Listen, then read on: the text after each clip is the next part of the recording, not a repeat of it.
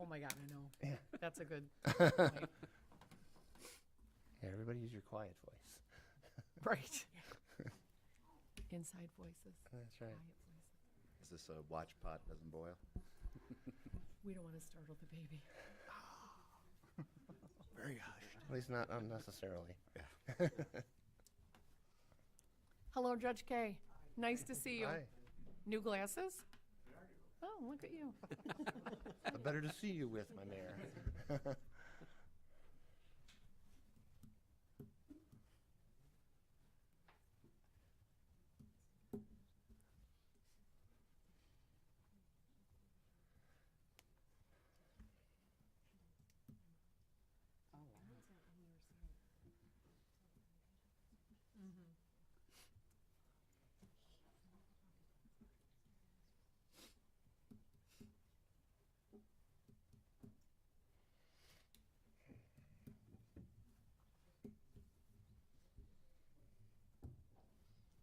How about that overtime goal, huh? Wasn't that something? Oh my gosh, That was so cool. Fun. it was great. Did you see the ad for one of the dentists?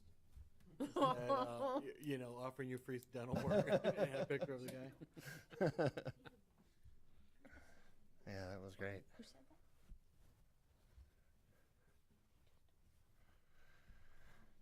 Well, that took about 20 seconds off the clock Good there. effort. You know, I was I knew trying. what you were doing.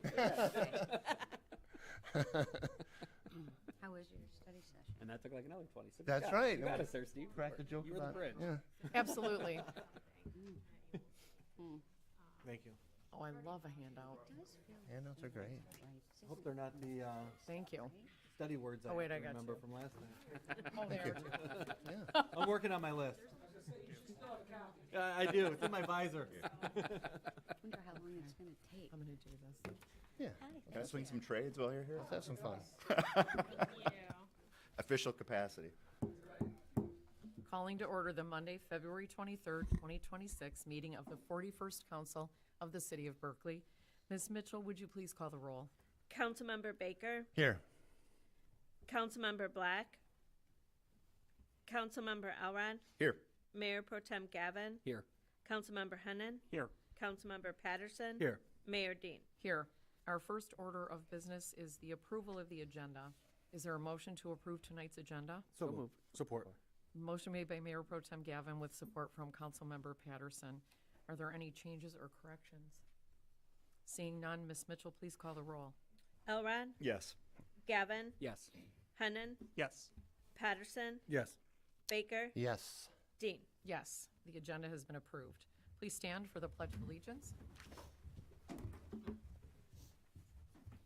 I pledge allegiance to the flag of the United States of America and to the republic for which it stands, one nation, under God, indivisible, with liberty and justice for all. Okay, we've now come to the public comment section for items that are not on tonight's agenda. If you would like to comment on something that we are not talking about on tonight's agenda, please feel free to come to the microphone. You have 3 minutes to tell us what's on your mind and in your heart.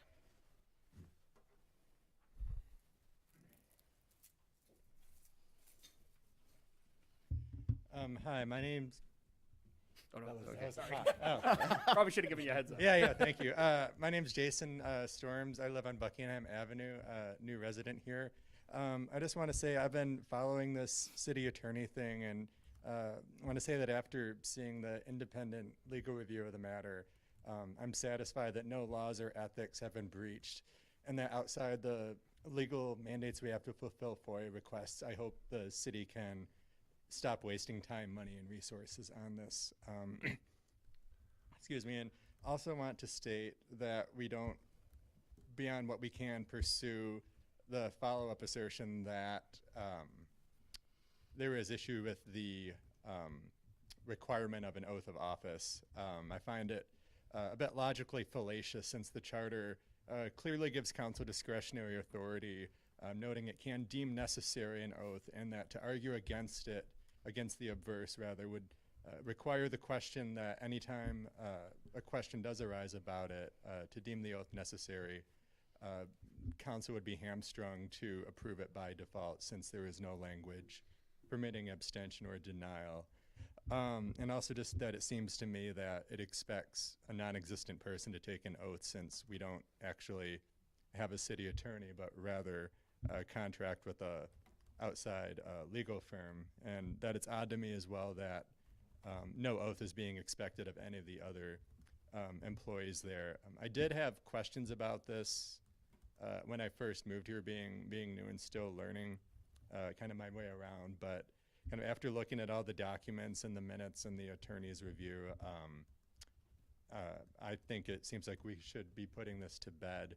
And I want to say too, just since it seems like FOIA is being abused here, obviously we have to honor every request, but I did appreciate, I think last meeting, data on how much FOIA does take up our time, and that I would like to see moving forward that we're tracking 15-minute or less increments as well, just so we can have an accurate picture of what kinds of questions people are asking and how much time we are devoting to these, just so we can have it for the discourse. Thank you. Thank you, Mr. Storms. Any other public comment? Okay, seeing none, I am closing public comments. Ms. Mitchell, please read the items on tonight's consent agenda. 1, minutes of the 41st regular city council meeting on Monday, February 2nd, 2026. 2, consideration of the mayor and city manager entering into an Oakland County P25 simulcast system interlocal agreement between Oakland County and the city of Berkley. 3, warrant list number 1419. Is there a motion? Move to approve the consent agenda as given. Motion made by Councilmember Hennan Support. Support. and seconded by Councilmember Baker. Are there any changes or corrections? Ms. Mitchell, please call the roll. Elrod, Yes. Gavin, Yes. Hennan, Yes. Patterson, Yes. Baker, Yes. Dean. Yes, the consent agenda has passed. Ms. Mitchell, please read item number 1 on tonight's regular agenda. Recognitions or presentations from the consent agenda. Seeing none, please read item number 2.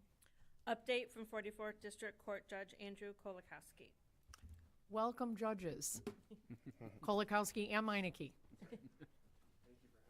We're excited that you're here. I think it's been about 2 years now since we last updated the council. I guess I wanted to start first with Operation Drive. That's our signature program that Judge Meineke started back in 2013. We're up to about 1,900 licenses restored through that program as of last week. I think the biggest update with that, though, and as part of one of the handouts that I provided, is the update that this program is spreading. Something that we had kind of thought about a couple years ago. There's some other judges that were interested in it, and that effort really took off over the last year. This is a manual that the Supreme Court Administrator put together with our help and Judge Meineke's input on how other programs in other courts should look. There was a grant that was available to the district courts that many of them applied for. I think it was 9 was the final count, correct? 9. 9 other courts were granted some money to start up their own Operation Drive program. They have them in the 52s, which are the Oakland County district courts. I think, let's see if we can name them off. Flint. You brought It's a really exciting set of news that we could provide because this is really an extension of something that Jamie, our late friend Judge Whittenberg, was always so keen on. It's taking a good idea, formulate it on a small scale, and then see if we can expand it. Because when the courts merged, there were so many good things that were happening at the Berkley court that we then adopted at the 44th and our new merged court. Practices that many thought, well, hey, these are more like craftsman style approach. Can we work at a bigger court? Judge, I'm so sorry to interrupt. Can you come in a little bit closer just so everybody at home can hear? Absolutely. The people in the control room are telling me, bring them in. Okay, very good. Sorry. So more of a craftsman's approach, and we found that worked out so well. So we have this unique program, and that we've been going out there and saying, hey, we're one district court, there's over 100 district courts across the state. If we're able to work with people who don't have a valid license, imagine what we could do if we could get this program into the 36th in Detroit, or over in Kent County, in Grand Rapids, or in Flint, Saginaw, these different areas. And the legislature saw fit to recognize our program and endow the State Court Administrator's Office with funding for pilot programs. And these 9 courts all across the state of Michigan now have Operation Drive programs, and with the logo and the whole 9 yards. And this packet here, as Judge Kay was describing, basically takes our program and makes it something that is easy to disperse, easy to implement across the state. So now, 1,900 people that we've helped since we started keeping the stats in 2016. Wow. Now just extrapolate that across the state of Michigan. It is all over the state of Michigan. Noggin District Court, all the way up in the UP, all the way down to Oakland County, across the state, and Kalamazoo has one. Yes. Flint, and all, spread out over the whole peninsula. So. What's exciting for us too is that even courts that didn't get grants, such as East Point, and I know that Battle Creek, also 10th District Court. So these courts all across the state of Michigan have recognized a program that we started here. And it's, again, just an idea really that I think comes from the fact that our citizens in Royal Oak and Berkley, that's what they want from us. They want us to be problem solvers, not just to say, well, that's the way it's always been done. Right. Try to identify something different, and we're doing it. And I saw Commissioner Cavell walked in behind us. One of the people that saw the promise in the program and really worked hard to get this grant funding off the ground. So right there. I love that you guys are all here together, because it takes cooperation and a recognition from our Commissioner Clavell and others to really get something off the ground, right? Like, I am immensely proud of both of you for doing this and for thinking outside the box. I know you're both it's compassionate justice, it's restorative justice.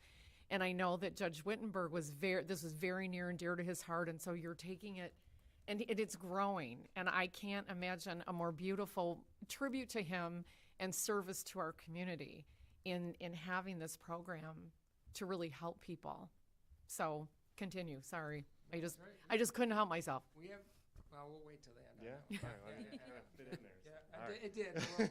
We'll close the circle at the end. So that's the update on the expansion of the program. One of the things that we have thought long and hard about how Berkley might help a little bit with that program. When we are dealing with an individual who was arrested in our other city that we service, Royal Oak, they have a kind of generic civil infraction that they allow us to use. They have a standing motion, essentially, is the procedural way to describe it, that at the end of the program, when the participant has regained their driving privileges and they're successfully graduating the program, the Royal Oak arrestee or participant then can have the benefit of a reduction from the misdemeanor charge that they pled to all the way down to a civil infraction.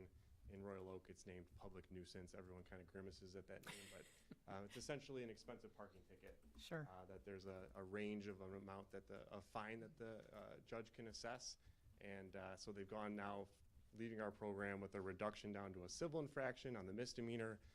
We fulfill our promise of a really low level of fines assessed, and they have driving privileges. So, just want to throw that out there as a potential food for thought, that a way that participants, when we run this docket, I think Councilman Patterson, you've been in there to observe it. We let everybody in at once. It's a whole community of people watching everybody's progress through, and that's part of the program, is to make sure they see the successes and the struggles and the support that we have. And there's just this dichotomy between the Royal Oak participant and the Berkley participant, that there's this reduction, and we're kind of having to, we don't really explain why that's happening necessarily, but there's a difference there. So, Sure. And I do want to reinforce especially for new members of council, that this isn't a shortcut or some way for a bad driver to suddenly get an easy way to a license. These are individuals usually who've fallen behind because of financial reasons, and it is a mess trying to navigate Secretary of State and the different courts that they have to go through, and we just have the information, and we have the structure in place that we can make that happen. I will tell you already, we have enjoyed the benefit of Ms. Amame's work as our prosecutor. She automatically recognized the pros of this program, and I know that she's been investigating different opportunities related to the municipal civil infraction that Royal Oak has. It just, it does make a lot of sense, and I have the ultimate confidence that Ms. Amame will figure that out. And I will, as another shout out, there was no bigger cheerleader for Ms. Amame and what she could bring to Berkeley other than Judge Wintberg. I will tell you, he actively tried to get her to be a magistrate over at the 44th District Court many times. And so when she stepped foot back in our courthouse, I was like, okay, well, this is how Jamie was going to get you here. So I'm very confident that there's a way to figure this out. She certainly will find it. All right, so the other big program that we have at the 44th District Court that we've talked a lot about is the treatment court program. Those are our participants who have usually multiple time drunk driving offense, struggling with substance abuse. It's a program we've provided everybody with the handbook, which I'm not sure we've done that in the past, but it outlines the 4 phases of the program. It's a very intense probation. At the 44th District Court, we have the 3rd largest district court treatment program in the state of Michigan. It's huge. Yeah. Yes. We're trailing only Detroit and Grand Rapids. So Wow, and they're giant cities. Yeah, and in fact, we're only, I believe, we're just 3 behind Detroit. Right. Wow. So, And I think probably the most important part of that statistic is that we also celebrate one of the lowest recidivism rates in the state of Michigan. So not only are we one of the largest, but we're also one of the most effective. And I think that the handbook kind of speaks to what it takes to be successful. Those are the requirements of every participant. We also have a huge team of volunteers and court employees that service both of our programs every Tuesday all day long at the Royal Oak District Court. It's treatment court day. Judge Meineke is in the morning. My treatment court session's in the afternoon. And we both float around 50 active participants, but throughout the year there's graduates and new people coming in. So it's been another great year of success and hard work in the treatment courts. I do want to give a shout out to Councilmember Patterson for one of the kindest emails that I've ever received related to a really emotional day. We had a graduation where just a couple months prior to his graduation, his mom, our participant, his mother, had been going to all of his reviews and driving him, because obviously there are driving challenges with people with multiple drunk drivings, just a few months before she passed away, before his graduation. And so we spent a lot of time that day celebrating her along with his accomplishment, and I really appreciated the nice note that you sent because it was a special day, and I'm glad you got a chance to see it. Thank you. It's amazing what you do. As our mayor said, it's firmness and compassion. And watching that, if anybody else has never watched it, I highly recommend watching the YouTube recordings. It's pretty special. So thank you for sharing those. Thank you. So Justice 101 for me? That's it. All right, so I want to write down these dates because, so yet another year where we get every 5th grade student in a public school in Royal Oak or in Berkeley. Now, I do recognize with Norup and Burton, they're not in Berkeley proper, the city, so we can't step on other judges' toes if they want to do programs. The Huntington Woods and Oak Park judges we have a great relationship with. So, but for Patton Gill and for Angel and for Rogers, all of those students come through along with all of the Royal Oak classes. Every 5th grade student participates in this 2-day program. We still have some dates left, so if any council person is ever interested in seeing the program, it's a 2-day program. The first day I'm in the classroom and we go through the different levels of the court system. We prepare them for the cases they're going to see, because the last thing I want is for a kid to just walk into a courtroom, look around, hear objection, evidence, things like that, and walk out with no impact whatsoever.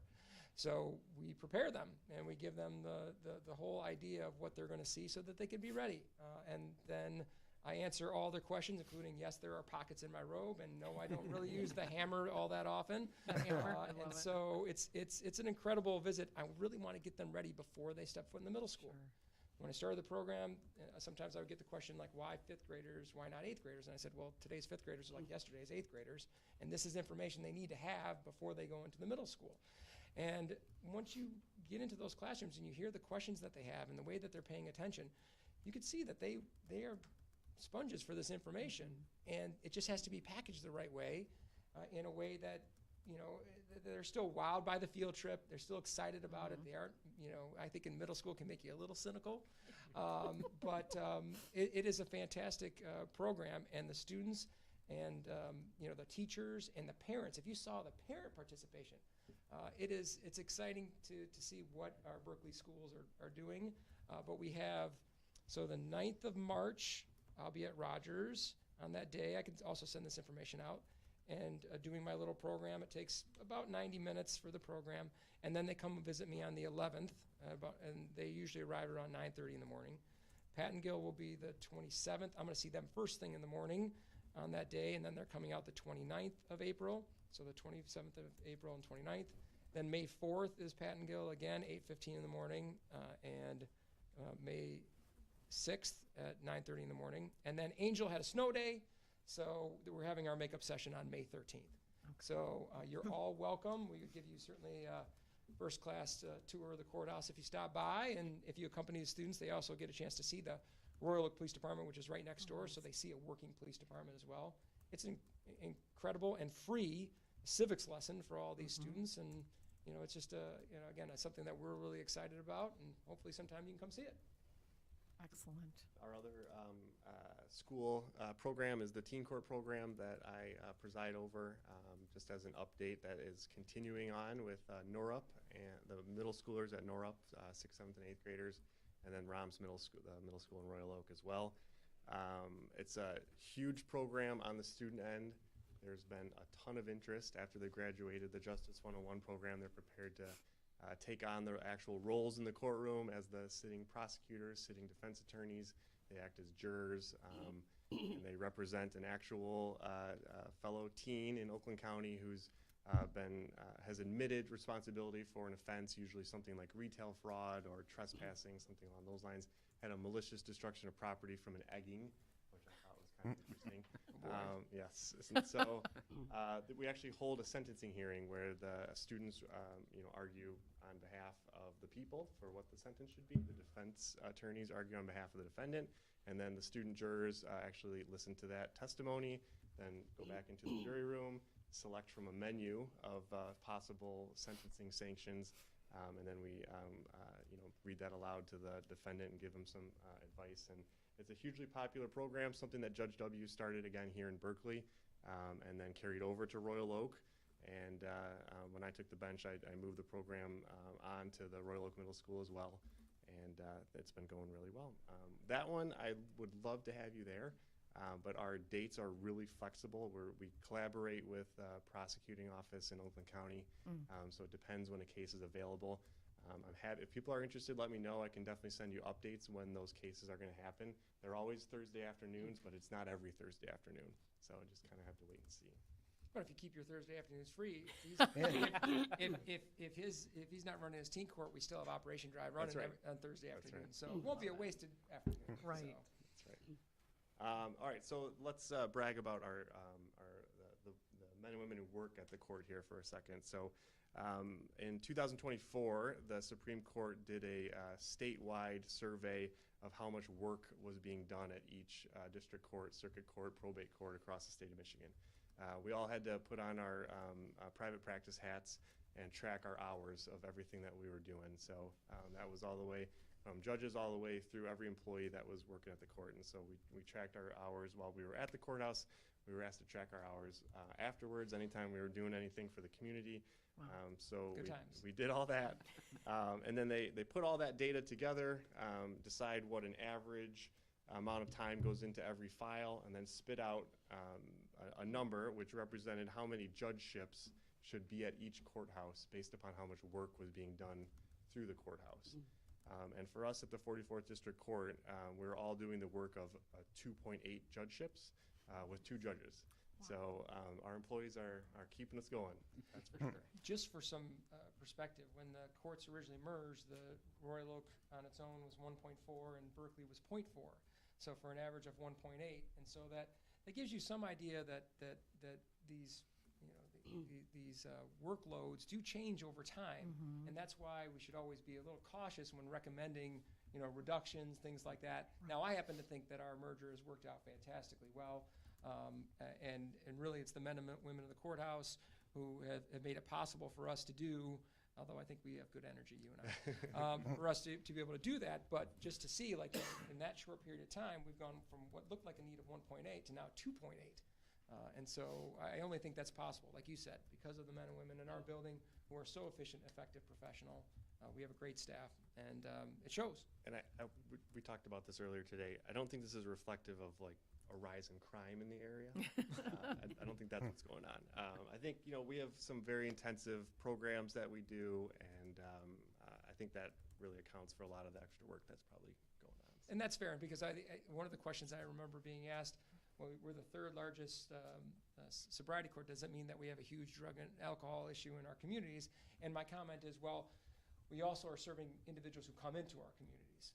And so there are individuals who are from outside our communities but that commit their crimes here. Well, if there's a chance that they'll come back into our community, we better get our work done to make sure that there isn't any further issues going on. So, yeah, do not be misled that somehow that there's some advance in those areas. We just are going to deal with it in a more comprehensive and complete way so that, this doesn't become an issue where we're dealing with felony behavior. The last thing, we spoke a bit about Judge W's legacy, and go ahead. So I know, Mayor Dean, you've been aware of this, but one of the things that we wanted to do is make sure that Judge Wittenberg's life and career are appropriately remembered and memorialized in a way so that people who come into the court get a sense that his approach to justice, his method of compassionate restorative justice, you said it so well, that vision continues, that his fingerprints continue to be over everything that we do. And so we started an effort with the Royal Historical Society, reached out to the Berkley Historical Committee for their support, and obviously to the judicial and legal community, because we wanted to put a fixed memorial within the courthouse, a memorial wall that would be personal, and also give anybody who had never met Judge W at least some sense of who he was and how their day, maybe they anticipated a really bad day in court, that maybe that's not how it's going to end, because of this court's reliance on the impact that Judge W has put on all of us. And we started this endeavor, and we needed to raise a certain amount of funds, and it's a challenging situation as a judge, because we can't, neither of us can ask for any money. But we have a fantastic partner in the Royal Historical Society who, again, they were so grateful for the 8 years that Judge W served as judge of the combined merged community court, that they began the fundraising effort. And I'm happy to report that we have raised sufficient funds. Oh my gosh. And the memorial wall has been approved, and we'll start installing that wall, and we will be having a dedication ceremony on May 27th at 5 p.m. Royal Oak City Hall has allowed us to use their commission hearing room, and it was obviously a very large facility there, and we'll certainly have speakers and highlight his incredible accomplishments and all he meant to us. And then when that ceremony ends, we'll walk across the minimal parking lot there to our building, where we will unveil the Judge Wittenberg Memorial Wall. Now, there is some exciting news as well. The Historical Society has continued to see funds coming in, even though we've raised enough money.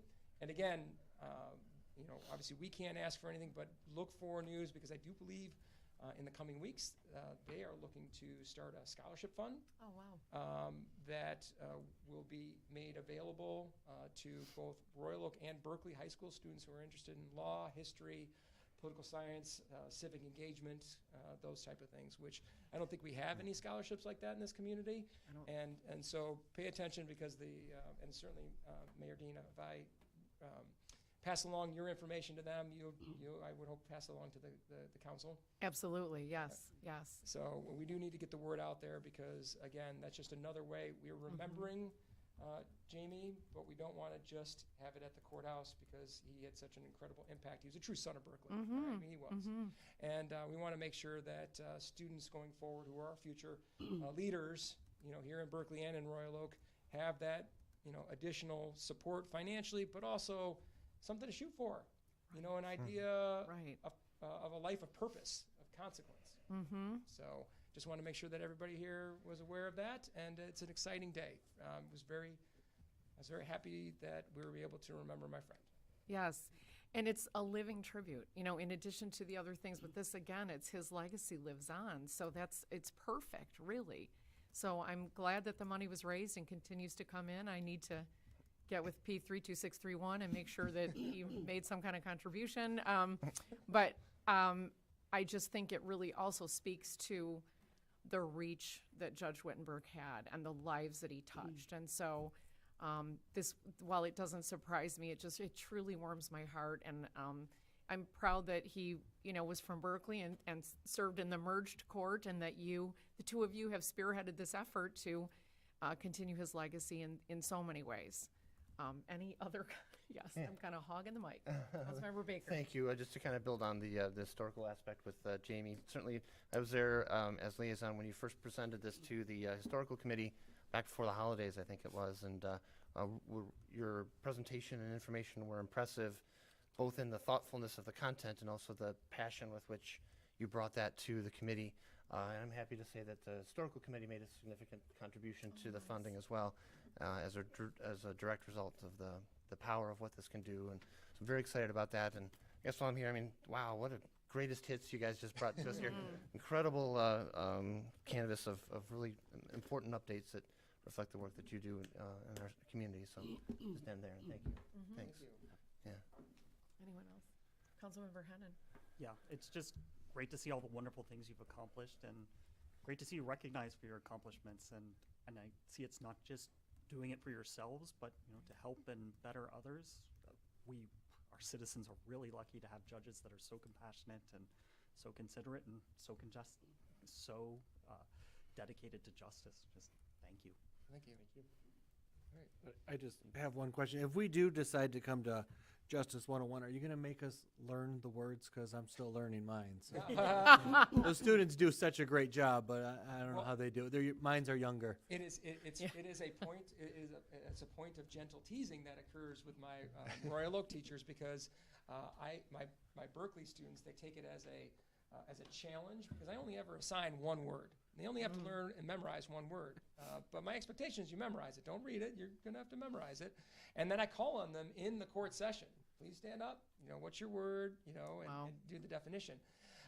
My Berkeley classes, they like to say, well, we're going to take you one step further, Judge, and they'll give me 3 words. They give me the one that I've assigned, and they go 3 words. I had one student this year, one Berkeley student, who set the record for 5 words memorized, and just went right off of memory. It was pretty impressive. So I was just in a Royal Oak classroom today, and I said, well, you're only assigned 1.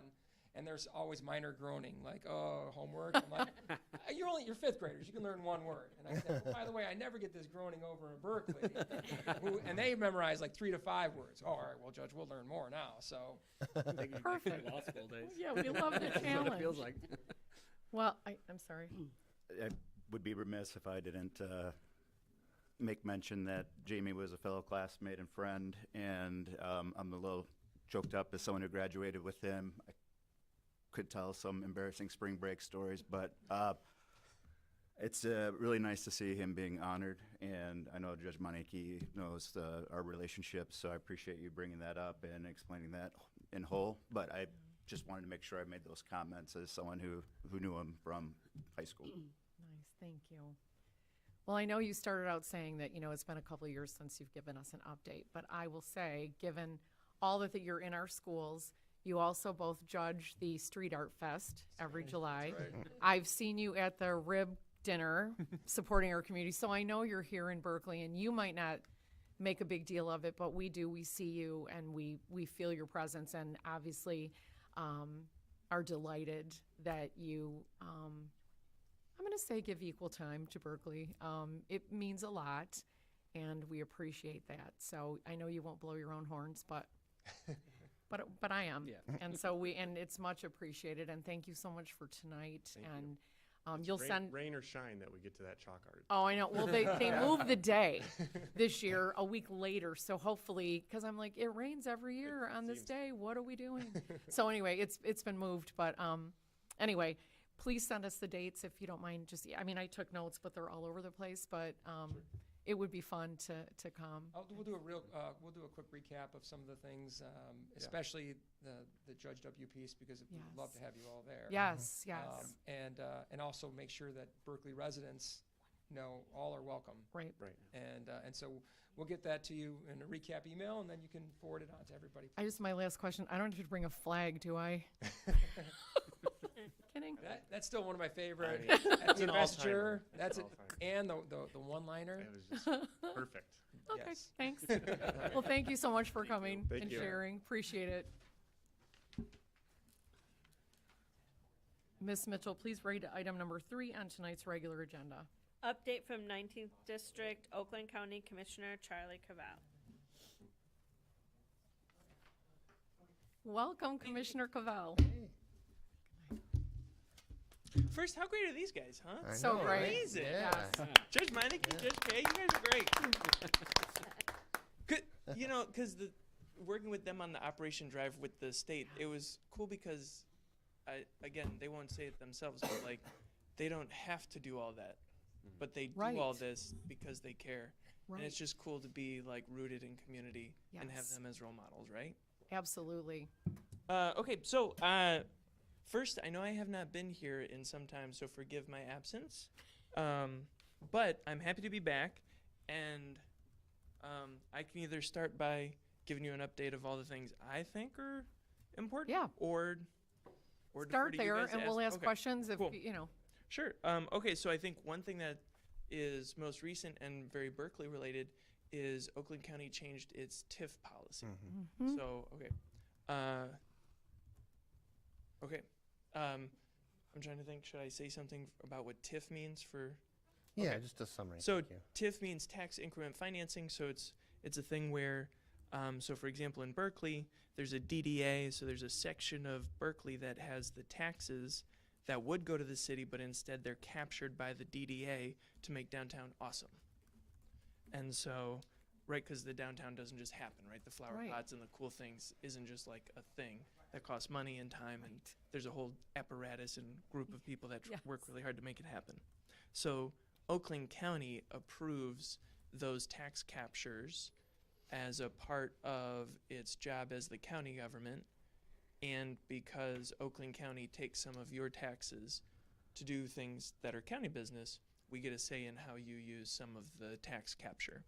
But we changed that policy, and so one, the policy is going to be a little bit stricter, and so Berkeley will have to jump through a couple more hoops than it did before. But I think the relationship that Berkeley has with the county and the fact that the Economic Development Department wants to see Berkeley thrive because it's in Berkeley and Oakland County's interest to see a thriving downtown Berkeley, that the changes in TIF policy are something that'll just require the DDA folks to go to a couple more meetings. And the focus of the changes were around affordable housing, sustainability, and making sure that prevailing wage was paid.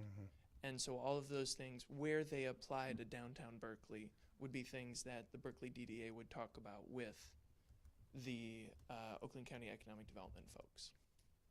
So it's, you know, kind of from the Oakland County perspective, it's bringing TIF policy into the 21st century.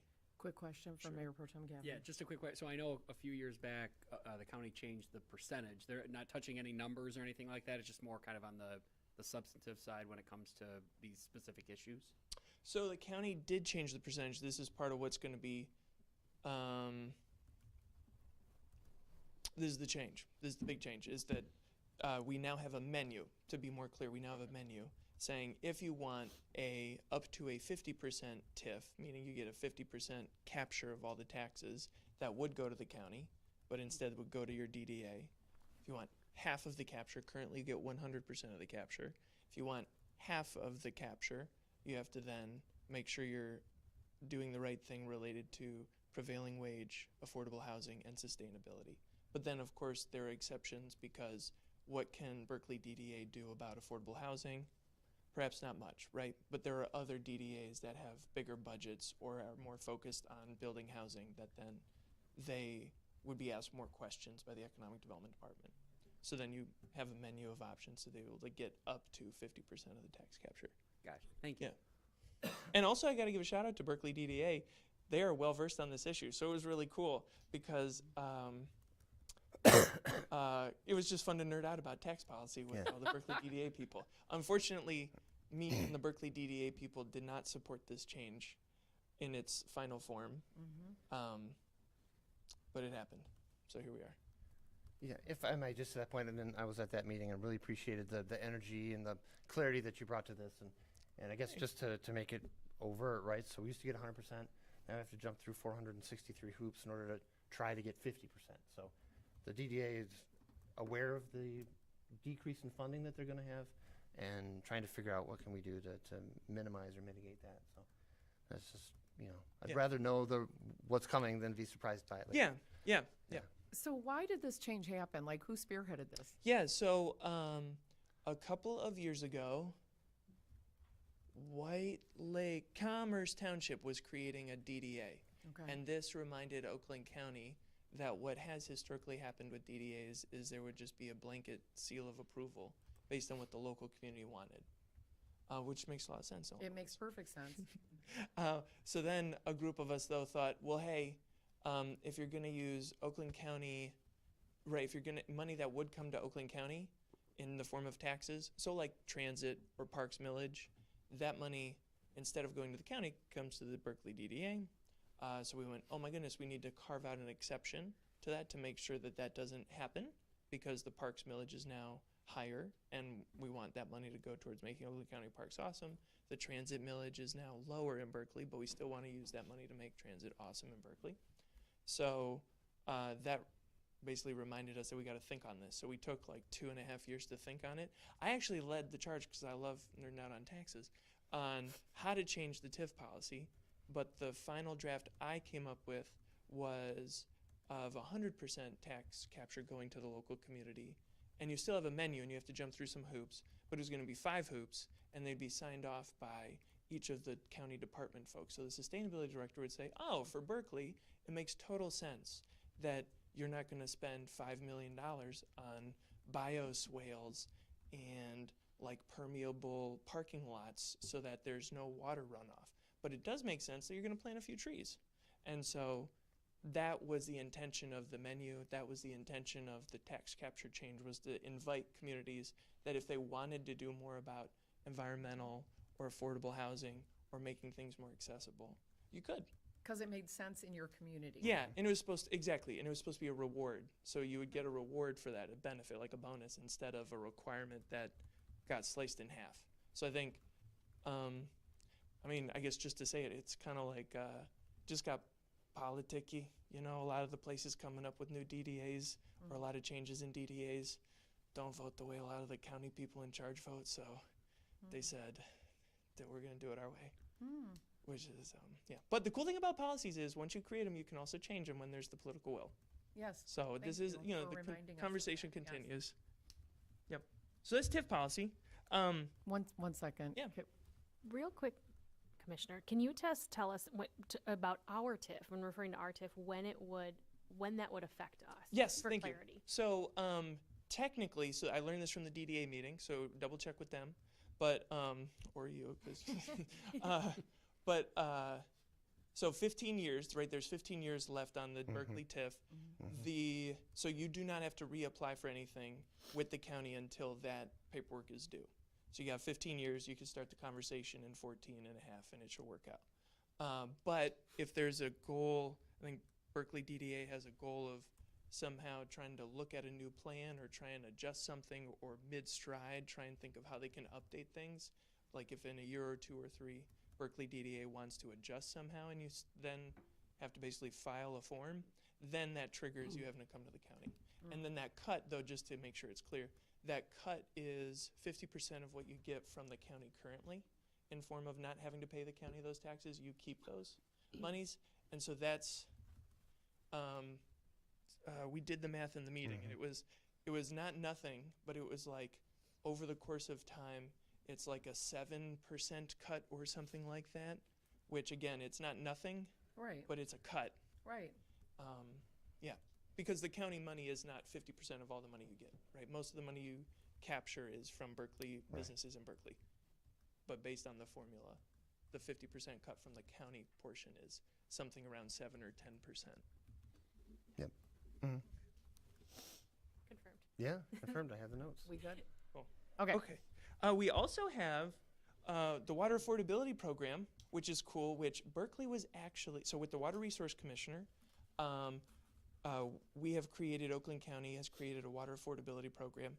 And the cool thing about Berkeley is Berkeley was the first community that we rolled out to do it's not called Rain Smart, but it's maybe it is called Rain Smart, but it's the program to help people not have their basements flood. Oh, the Backflow. Backflow. Yep. Yeah. Yep. So, which is pretty cool, and Berkeley was the Yeah. first place to have it. So, if anyone wants to talk about that more, call me, email me, and I would love to connect you with that, because I know, what is it, down this way, downhill, and then everyone, when I knock doors, everyone's like, "Look at this," and you go, "Whoa, it rained 3 days ago." So, would love to help, and WR's Water Resource Commissioner is here to do that, both on affordability, and this is especially true with seniors, not just indigent people, but seniors, and then also if you need a backflow. Do you know they still have funding for It the gets backflow program? It gets renewed every year, so they have more money. Now the dollar amount is in the hundreds of thousands of dollars, not millions. And the same thing with the water affordability.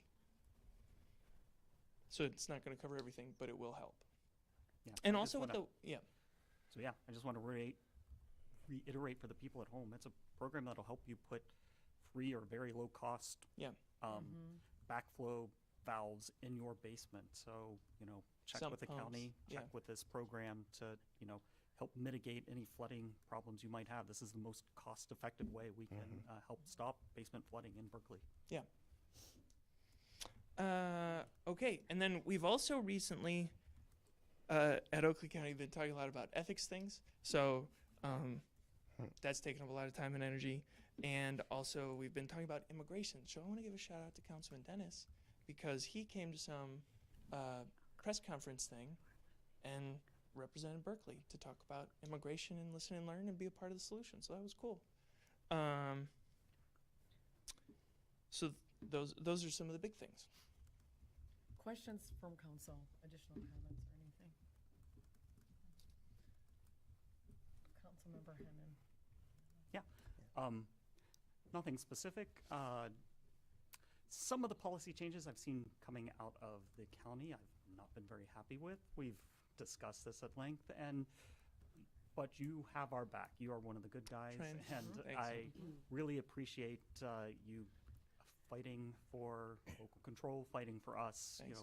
Even if you don't always win. Thanks for saying that. Cool. Appreciate you. Thank you. Yeah. Wait, did you want to say something? Wait. That's okay. I was going to ask, thank you, Your Honor, and thank you again for your updates, and Sure. we do appreciate the hard work that you put in representing our community, and even if we don't quite get what we're hoping for, you still find a way to smile about it and say, well, here's the upside. So, could you just crack open just the immigration thing just a second? Sure. Because I know I've been fielding a lot of questions from folks. Cool. They hear about activity in neighboring communities like Southfield starting to set up camps and all this kind of stuff. So if there's either your lay of the land, which you see what's happening, where can people go to get specific information, how to be prepared, neighborhood watch, that kind of stuff? Is there anything you can, Yeah, thank you. share on that? Thank you. That I left the Easter egg for that reason. So Oh, thanks nice. for bringing that up. Juicy That's one. cool. Yeah, I got a bunch Easter's- of stuff I could talk Easter's about. coming up. So first, context in Michigan, there have been almost 1,500 people that are now housed in the Baldwin Detention Center. A good number of those people have been picked up by ICE from Wayne County and Oakland County. Saying that to say what's also important is ICE's federal budget has just kicked into gear starting January 1, which is part of why you might have seen in the news that they are renting space for lawyers in Southfield and a warehouse space by the airport in Romulus. And so there will likely be an increase, right? And part of the thing that's going on with ICE that is different this time than in past times is there's a change in their rules of where they're able to work. So not only will there be more ICE agents, but they're able to then like pick people up on the way to other things. So where before they had to have a specific, like, I'm going to go to this building A and I can't stop at something along the way. Now they can stop at stuff along the way and just kind of cruise around and pick people up, which changes the perspective of safety for a lot of people.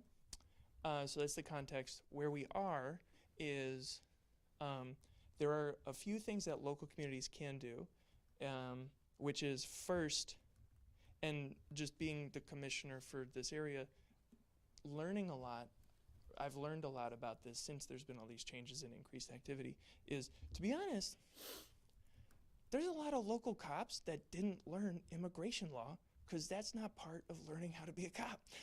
So then you're a cop and you pull someone over and you don't know what to do. And you hear in the news, you should do this, and you hear from the community, you should do that. But you got someone, you know, interrupting traffic on 12 Mile, you got to figure it out. So you do what you think is right at the time. So to be honest, one of the big things that I've been learning is making sure that the people that would interact most with folks that might be immigrants, which is generally cops and public-facing public servants, is make sure they're trained, right? Make sure that they know what the city wants them to do if they come across someone who they think is an immigrant. Second, the thing that the city, there are four things. The second thing is the city can do something called a 287G, and that's a voluntary agreement with ICE to say that you'll help deputize local Berkeley cops to go on ICE raids with ICE. You can also not sign one of those. Right. Cool. Yep. And then third is they call them ICE-free zones, which is, so there is a federal rule that ICE is not, any federal agent is not allowed to come to a place that says employees only, or like if there's the office, right, and then it says just clerk staff behind this point. They're not allowed to come behind that point unless they have a warrant. So that keeps a lot of employees safe just because there's already rules in place for that. But people coming to, say, the clerk's office, standing in the lobby, ICE could stand there. And so making an ICE-free zone of saying, City of Berkeley property is an ICE-free zone. You can do that, and it doesn't cost you anything. And then fourth, you know, ICE-free as long as they don't have a judicial warrant and in compliance with all federal law. And then the last thing is, I believe Berkeley uses Clemis, which is an Oakland County information sharing system for policing. And so we have a contract with ICE. Clemis does. Clemis has been spun off into a private authority, not a county department anymore. So that authority, if you don't want Berkeley residents' information to be info shared with ICE, then you could write Chair Dave Woodward a letter / executive board member of Clemis Authority, Dave Woodward a member, to ask that they cancel the contract with ICE. As is their right because it's in normal contract law. And Thank you. places to get involved. Yeah, yeah. I've been volunteering at things, so you can call me. So, yeah. Nice. Thank you. Cool. Thank you. We So appreciate it. good to see you, Charlie. Good to see you guys. Appreciate Thank you. Ms. Mitchell, please read item number 4 on tonight's regular agenda. Marathon Health My Life Consortium presentation. Ms. Van Black. Good evening. We had a work session, I think in August, earlier last year, about the My Life Consortium. And so this is a consortium that has been going on. Thank you, Commissioner. This is a consortium that has been in existence for over 10 years now, with some of the communities, some of our neighboring communities. And essentially what it is a voluntary, an additional healthcare option for staff members. And why would we do something like this? There are some benefits that during this presentation we will talk about. There are some benefits to both the employer as well as the employee. And so this is essentially something else that I will be recommending that we add to kind of what we provide for our staff members. And it's a really interesting model, and I won't get ahead of the presentation, but it's a really interesting model. I worked in a community that participated in My Life. I have personally used this, and I believe in it. I think it provides not only a cost savings for us as an employer, so I think we all know that healthcare costs just continue to rise, and we have very little control over that. And so we are trying to look at different ways that we can, at the very least, just have a little bit more control over those rising healthcare costs, and in a way of not passing it that is equitable for us and for the employee. And so with that, I'm going to introduce Mark Manquin from Manquin Van. So Mark is you guys have all met Mark before. He is our benefits administrator, and he's going to start, and then he will introduce Brian from Marathon Health. And then our HR director will also come up and say a few words. So take it away, Mark. Thank you. Well, thank you, Crystal, and thank you, everybody, for staying here tonight to listen to this presentation. I am as well very excited about the opportunity to present this and offer this to the city of Berkeley. Like Crystal said, over 10 years ago, we introduced this to 3 cities, the city of Madison Heights, city of Royal Oak, and city of Ferndale. And at that point in time, we thought there was problems in our healthcare system. Flash forward 10 years later, it's not any better. So when you hear the national dialogue around affordability around healthcare and challenges in the healthcare system, since I live this world, I see it every day, and it's absolutely a problem. That is not hyperbole at all. It's a real issue in today's market, is affordability for not only employees, but employers as well. So this solution that I introduced to 3 cities 10 years ago has evolved and has become actually a better model, I believe. But the model itself, even 10 years ago, was a very effective way to provide an option to employees that might otherwise not have an option. And a lot of this came about, you all have heard the word PA 152 over the last decade. That was the beginning of the affordability issue in Michigan around healthcare. Because PA 152 really didn't do anything to solve the healthcare issue. It was just a cost shift. And it helped cities. It helped you folks in other cities immensely at least have an ability to bargain in good faith with unions to shift healthcare costs.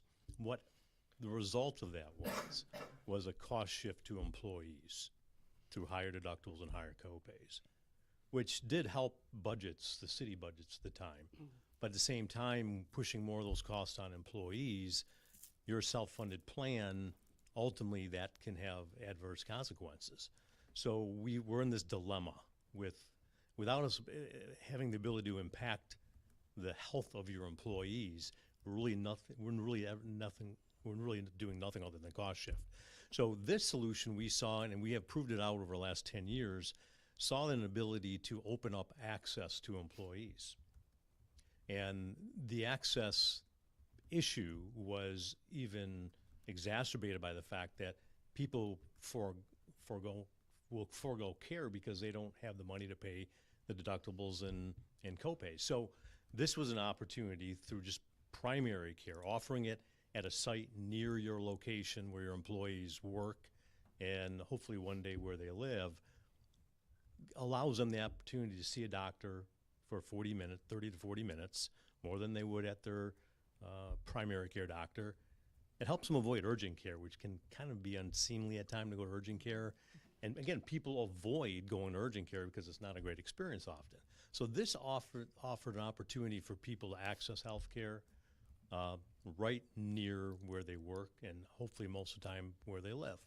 And the attraction is the waiving of copays. So no copays for generic drugs, no copays for a consult, no copays for a lab. And you can do it all in 30 minutes.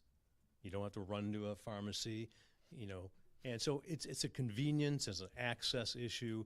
We're hearing it every time. Access has become even worse after COVID as doctors have retired, given the stress of the healthcare system. So this model today is becoming even more popular, and we're seeing this model really start to spread throughout Southeast Michigan. I'm working with Oakland County right now. Commissioner Cavell will probably see us speak in a few weeks about how Oakland County is looking to actually join My Life to, in the future, collaborate, so that they will collaborate together with the cities of Oakland County, And the advantage there is if you join those access points, the healthcare centers will start to pop up everywhere. And we're going to create a mini network of centers where we can go to an Oakland County center, Oakland County employees can go to a Madison Heights center. So the opportunity is fantastic to be really have impact, as Crystal said. The impact should be tremendous to the employees' lives to be able to access health care. You'll see it in the bottom line with the employees actually, you'll be finding people with pre-chronic conditions that you maybe they wouldn't have seen a doctor, and those healthcare issues will crop up in the name of higher claims down the road. So you're doing something short-term as well as long-term to help impact the overall health and well-being of your employees while giving a little bit back to your employees. So I will now introduce Brian. Do you have any questions of me before I hand this off to Brian? He will get more granular as to the model, but if you have any questions for me, I'd be more than willing to answer them. I think we're good. All right. Thank you. Thank you. Thank you, Mark.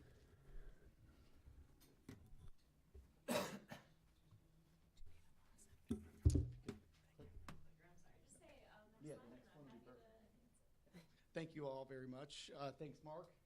Excuse me. So Mark kind of laid out a few key points that we'll kind of dive into, but I think sticking with the theme of the night, you all are pretty progressive. You want to break from what it has been the past and deliver something that's a little bit different, right? Retention, right? Making employees satisfied with where they work. I think making their families healthier, giving them access. I think you talked a little bit about it. I think everybody in this room has probably had one experience or more where healthcare was not helpful, right? You went to a doctor, you didn't get an answer, and then they sent you somewhere else.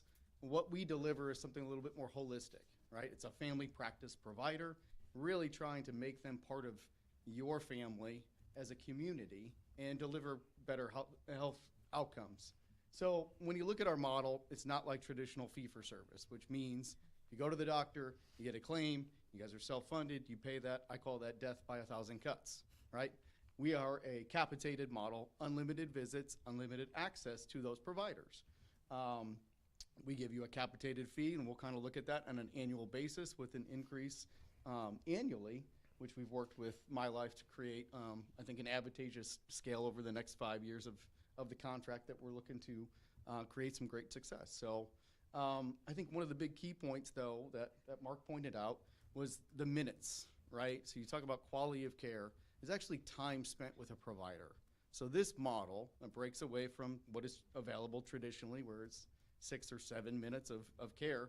You spend about 26 minutes on average. And that actually is a smooth between a 90-minute physical or an acute care visit. We're not saying every visit has to be 26 minutes because sometimes, right, you need 15 minutes. That's what you're gonna get. But really it's what is gonna work for you and your family members. I think healthcare is also scary, right? People don't want to hear what those results are. They don't want to sit down and actually face what's going on. This is an environment that's safe. You don't have, right? You talk about cost, but I think it's the relationship that really matters that drives outcomes. So, please click to the next one. Thank you. So, talking through the model, I kind of framed in on a couple things here, but our panel size. So, what's a little bit different? Our provider panels see less overall patients. So it's not a production environment like out in the community. Talked a little bit about urgent care. I think everybody's seen an emergency room. You don't want patients there. You don't want your population set in an emergency room.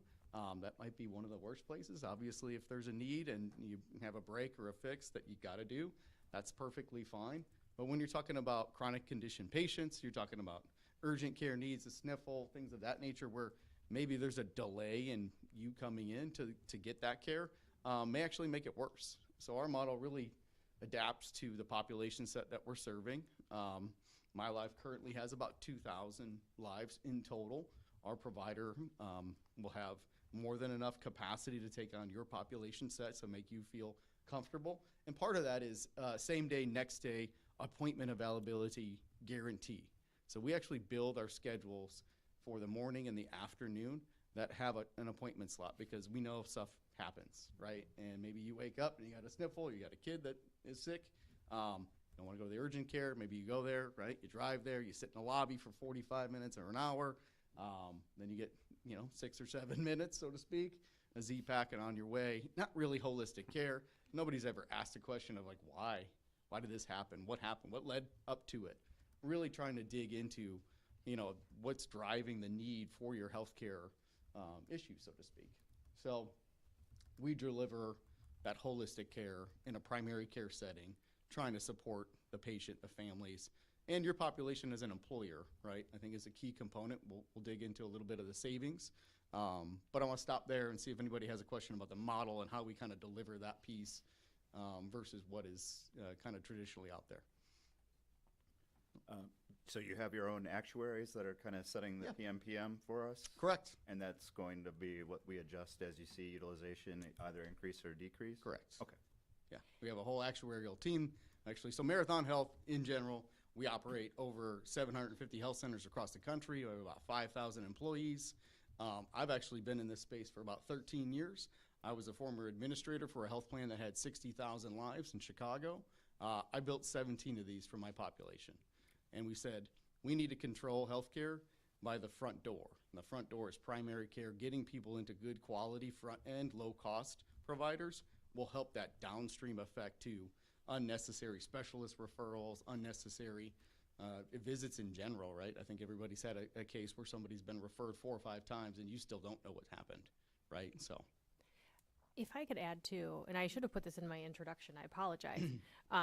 Kind of the journey for My Life. When we talk about Marathon and My Life, it might get a little bit confusing, but the My Life Consortium is something that Man Quinn Vance kind of really helped put together, bringing a couple of communities together who wanted to then go to a provider to provide this experience. And so at the time, it started with someone other than Marathon Health, and they've actually gone during the last 12 years, I think, have gone through 2 providers, and I know that because I participated in that when I was in Oak Park, and there has been a little bit of they wanted to put the RFP back out for a new provider, and alas, here's Marathon. And so one of the things was they would like to expand. The My Life Consortium in general would like to expand. The Marathon model provides the ability for them to do that. The other providers were similar in a lot of ways, but to Mark's point earlier, we're finding ways to refine this and make it better. And this partnership with Marathon is part of that process. So the consortium itself has just made the transition, just making the transition to Marathon, and then they're opening it up to allow others like Berkley to come into the consortium with them. But if you're confused about My Life and Marathon and how those things, Marathon is the provider of the service. My Life is the consortium that goes out and we would be participating in an agreement with the other communities with Marathon. So sorry. No, thank you for that. And I have a question under the difference, pediatric care for 2+, what does that mean? So that's going to be urgent care needs for any child 2 years and above. What we see in our model and in the communities that we work in, children stay with their pediatricians until they get to 7, 8, 9, 10. We're not tracking growth patterns. You have a pediatrician, got an OB/GYN relationship, stay there.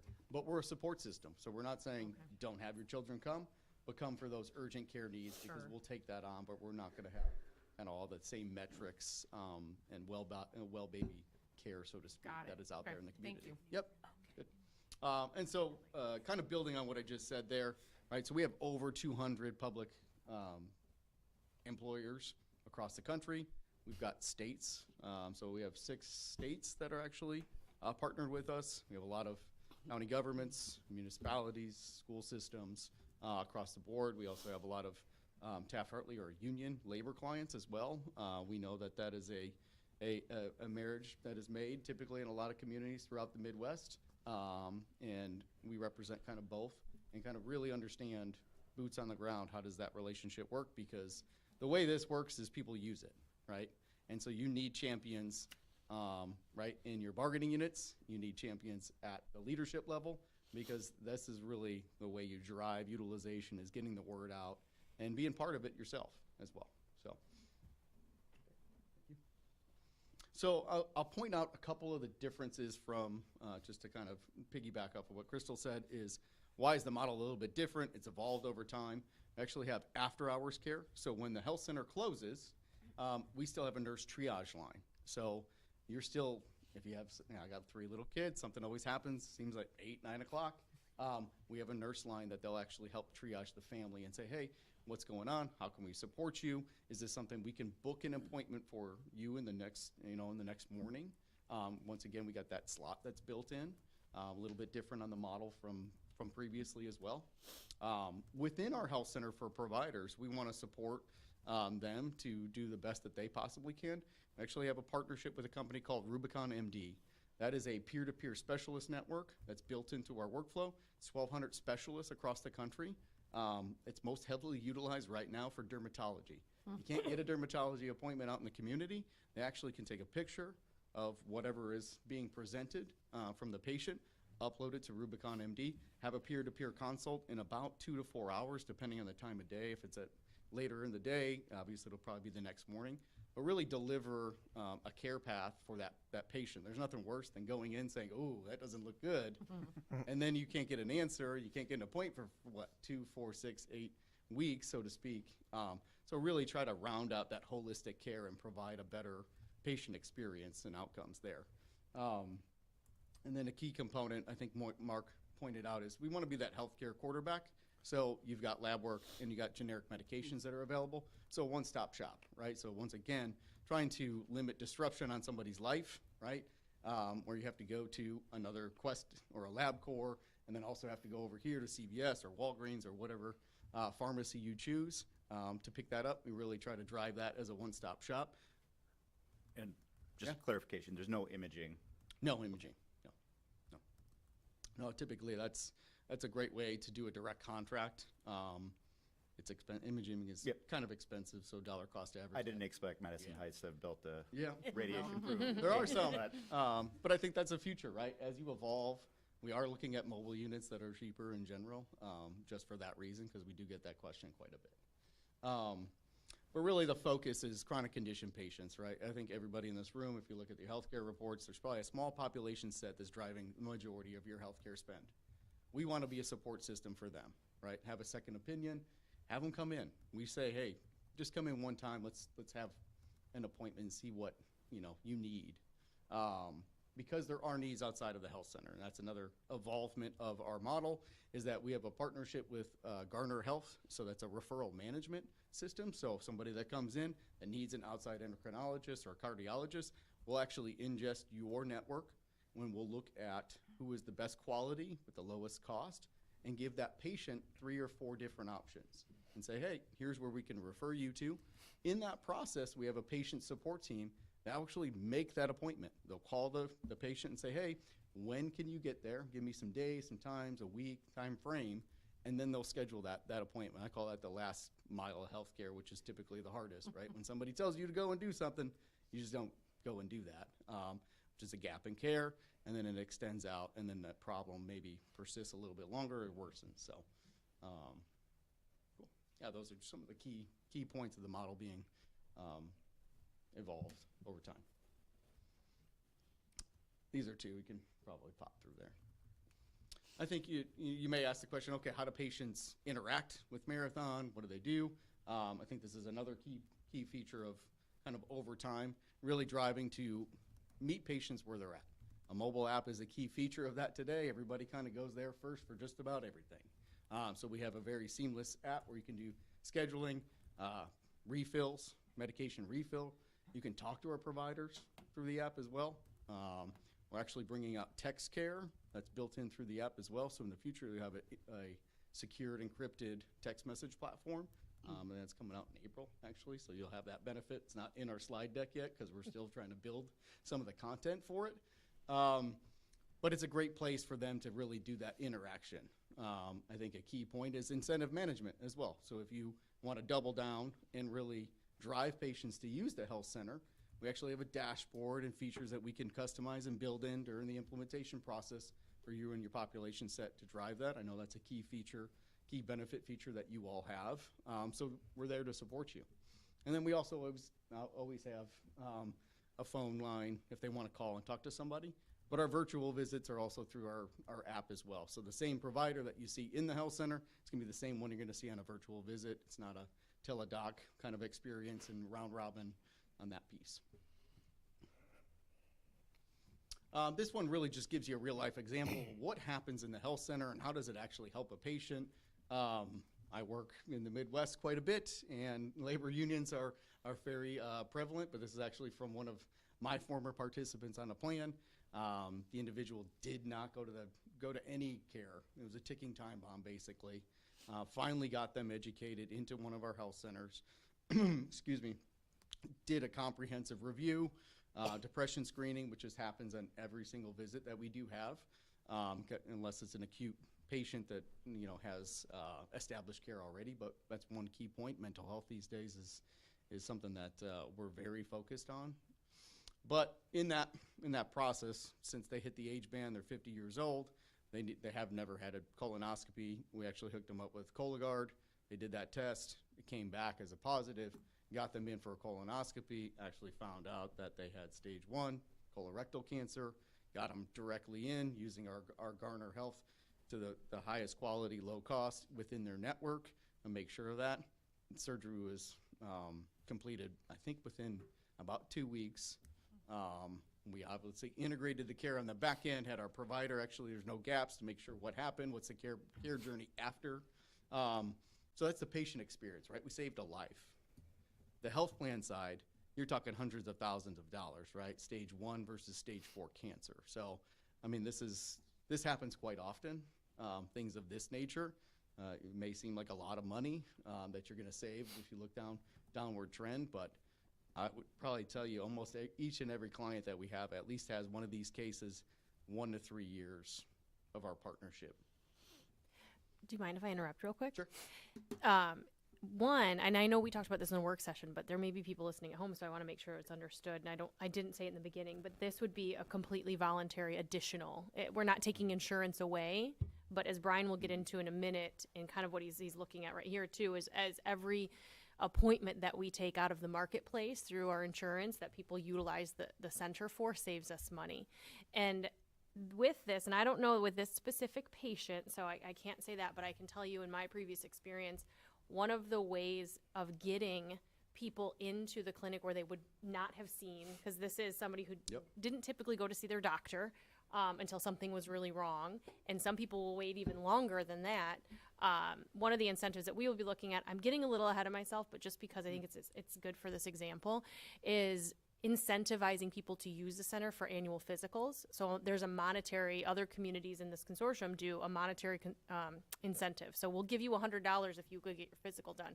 And it drives utilization, and it gets them in to detect things. And this, I think, Brian, I don't want to take the words out of your mouth, but when you say your clients see this, I would imagine a lot of it's from that. These incentives to go utilize this clinic and get in to see a doctor when you may not have otherwise is where these examples tend to come from. So we incentivize them going in and going to see a doctor when they may wait much longer regularly to do so.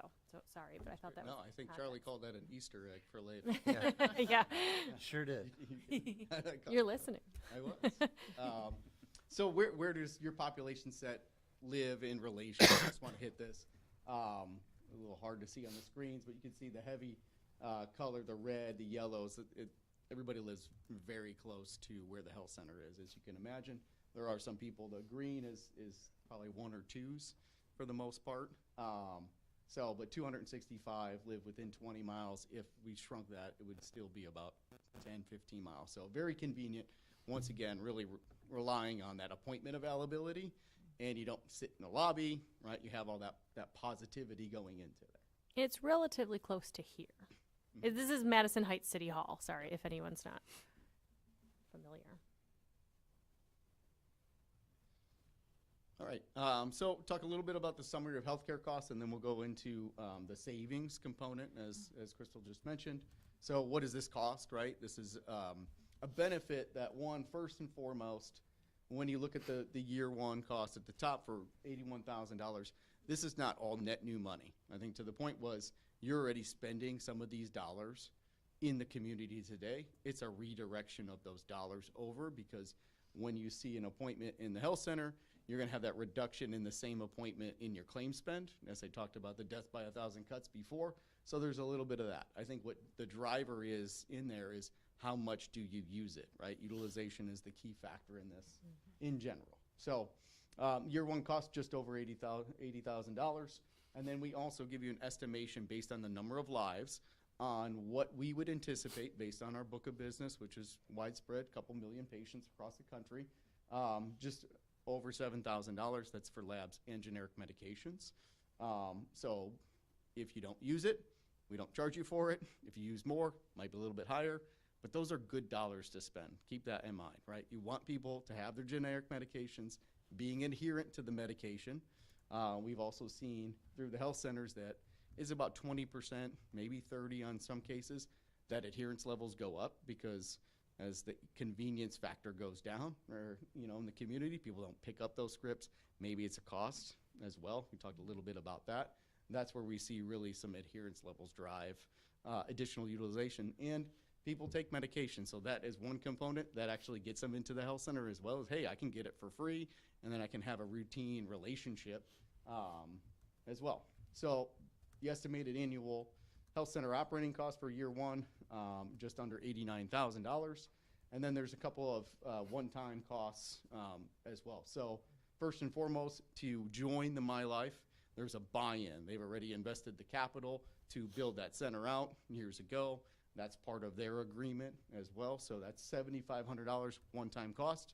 Then there's an implementation fee from us, and that is man hours for our team to work with the team to understand communication needs, eligibility files, look at your plan design, build in the incentives. So those are truly just man-hour costs from our team to work with yours to implement this over time. So those round out to just over $10,000, as you see. And then we got the annual estimated incentives of $8,000. That's with the expectation that it's $100 to active employees, and that everybody would be utilizing that, correct? Yes, so that's based on all of our active employees. If we said $100, and this is budgeted, we put this into the budget, which we have not gone through the process yet. We'll meet next month, but we have budgeted $8,000, which represents if we told every active member, here's $100 to go get that physical and get you in there. If they all utilized it, $8,000 would be our cost. And then just to reiterate to Brian's point, the idea is every appointment that we pull out of the marketplace and bring into the center that cost is just net. We're just transferring it over and then making a savings. So to your point, utilization is the biggest driver of the savings. I'll stop here before we get to the savings slide to see if there is any questions? dollars and cents questions. No, we're good. Okay. Thank you very much. So to reiterate, right, number of patients, this gives you kind of an estimated cost and a shift in what that savings would be. As you can see, we gave an average cost per service out in the community of $180. I think that's probably low depending on, right, where your utilization looks like. Or between urgent care and emergency room in general, it's probably a little bit higher from those components, but we did layer in some PCP, so the average there. And you can toggle that. So if you had 150 patients that had 5 billable services out in the community, that would actually be somewhere in the neighborhood of $135,000. If you had those same, right, once again, unlimited visits, redirection of care, after hours care, the support line that we provide, really that same utilization would net you a $46,000 savings, just to kind of get ballpark it and say utilization is a key metric of it, just to give you a snapshot. And these are just the hard savings, right? So the scenario of that patient earlier, those will always be the soft costs that will be really difficult for us to ever make tangible, right? Well, we do try on to the do that? annual Yeah. report, so we'll do an engaged versus unengaged patient and say, here's the number of people that have utilized their health center, and we'll work with Mark's team on the claims spend as well and say, okay, the people that are using the health center, right, are driving down the costs, are getting healthier in nature, and weren't just healthy to start with. That's always a big question people have. Versus if the people that are not using the health center, what does that look like? And if that's continued to be the driver, right, of your healthcare spend on an annual basis, how do we engage those patients, right? Is it community events? Is it it coming out to the workplace? Is it doing some of that kind of roadshow thing? We're happy to do that as well. Our staff wants to be integrated with your population set, whatever that looks like. Okay. And then this just kind of gives you, what about the employees and their family, right? To kind of round it out, we looked at the employer side, just to give you something that's a little bit more tangible, right? So in the community, you're going to drive there, you're going to sit in the waiting room, our health center, you're probably going to be in the lobby for maybe 2 minutes, 3 minutes to your scheduled appointment time. The amount of time with provider, we kind of went through that as well, but as a summary, right, you're looking at 5 to 10 minutes in the community, depending on what that type of visit is, versus our average is 26 minutes, right, depending on what that looks like. And then you got your $30 copay out in the community for a non-preventative visit, and then we have no copay, right? So a big driver in, let me try it, let me see what it looks like. Lab work as well, you're gonna have some cost share out in the community, not necessarily in the health center, as well as the pharmaceuticals. Kind of rounds out that, gives you a little understanding of what they are going to see. And I will say, from my experience in another community, even just the fact that those generic drugs are available there, getting someone in the door at the clinic is really kind of the first step, because once they start, in my experience, once they start to feel familiar with it, they're more likely to go back. So the next time they don't feel good or they need a prescription or whatnot, instead of going to urgent care or even sometimes their primary care, they will go back to this clinic. But the generic drugs, I think, is one of the one of the convenience factors that drives usage of, because it saves the employee money. They don't have to pay the copay, and then we know they're getting the generic, which is also very helpful for the bottom line, and then they're getting in the door. So I think that's a good point with the generic drugs. And for families, I think you got copays and you got multiple kids, right? You're starting to be like, where do I go, right? Yeah. So key component. Thank you. Thank you, Brian. Mayor Pro Tem Gavin. Yeah, thank you, Your Honor. Just a quick question. So since utilization obviously is a key driver of cost savings, what other kind of, besides maybe like, an incentive of, $100 incentive, what other kind of unique ways have you seen employers try to increase that those utilization numbers? Yeah, health fairs are a key component of that. I think staggered throughout the year. So whatever your calendar looks like, even if we have something engagement, My Life has done a number of other events with the other communities. As Mark said, it's been up and running for 12 years. Good utilization, rinse and repeat. So there's a lot of good history there. We also do digital campaigns as well. So if we have emails, we'll send them that, right? So, and also we do lunch and learn, so digital webinars that are available to all the employees. They can log on and listen to the providers, kind of understand. We have like a Women's Health Month, we have a Men's Health Month, so we have a campaign in general to support you guys. I think it's, once again, trying to find the communication vehicles that work for you guys already. We don't need to create something that's working well. Why can't we just piggyback off of that? And you guys know your population a little bit better than we do. So we'll take your advice on how to communicate well. Thank you. I just wanted to add, My Life also, it is a true collaboration. So the 5 cities that participate today, they do meet regularly and they talk about these issues. And that's what's really powerful about this model, is everybody has the same motivation, is to try to provide really good care to the employees, and how do we reach our employees? So a lot of good ideas come from the discussions and the collaborations amongst all the cities involved. And as this expands, we're going to have more voices that will provide even probably better ideas and opinions going forward. Thank you. We were on a call recently too when Marathon, Jess, our Human Resources Director, Jess Stover, the two of us were on a call with the consortium in Marathon, and they were talking about the incentives program and the different challenges. I think that might be interesting to talk about, because to Brian's point earlier, they will help work with the communities on ways to really reach the people. And I know in a previous community that I was in, doing a wellness challenge and getting like a competition in there can really drive some fun involvement. And Marathon kind of leads some quarterly, right? Some quarterly challenges that you can participate in.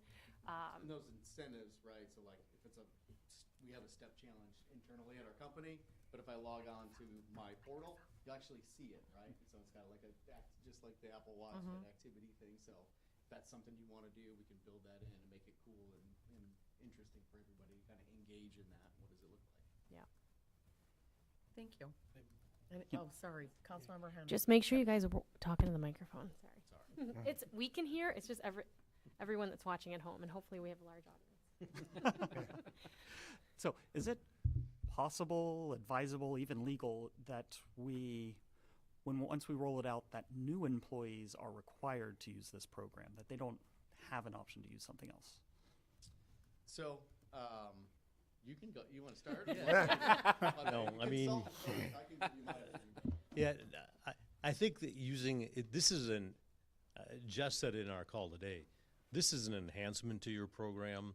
The core benefit plan is going to be offered through your CBAs to any full-time employee. They have the option to use the core plan.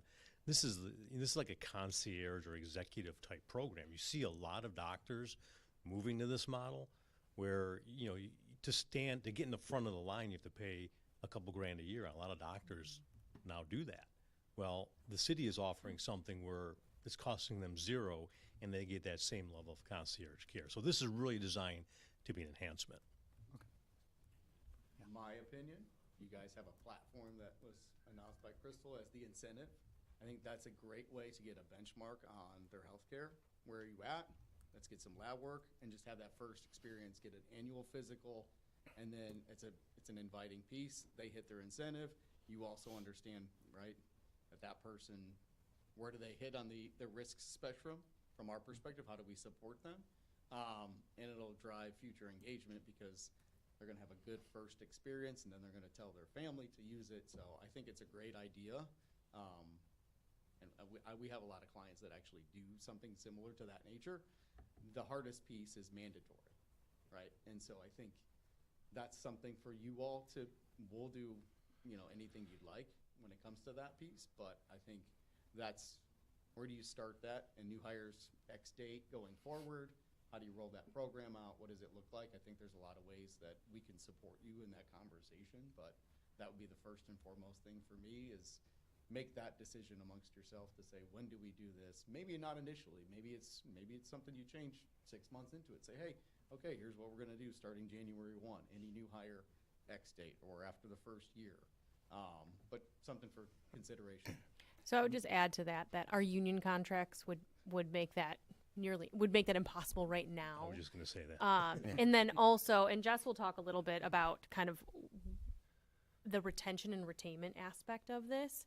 I very much hope that it takes hold and people really understand its benefit, especially as we see some expansion with even the centers. But right now there's only one center to use, so that can be really prohibitive. And we also would not want it to be a reason people decided not to come here. We want it to keep it as a retainment and recruitment tool and not make it prohibitive.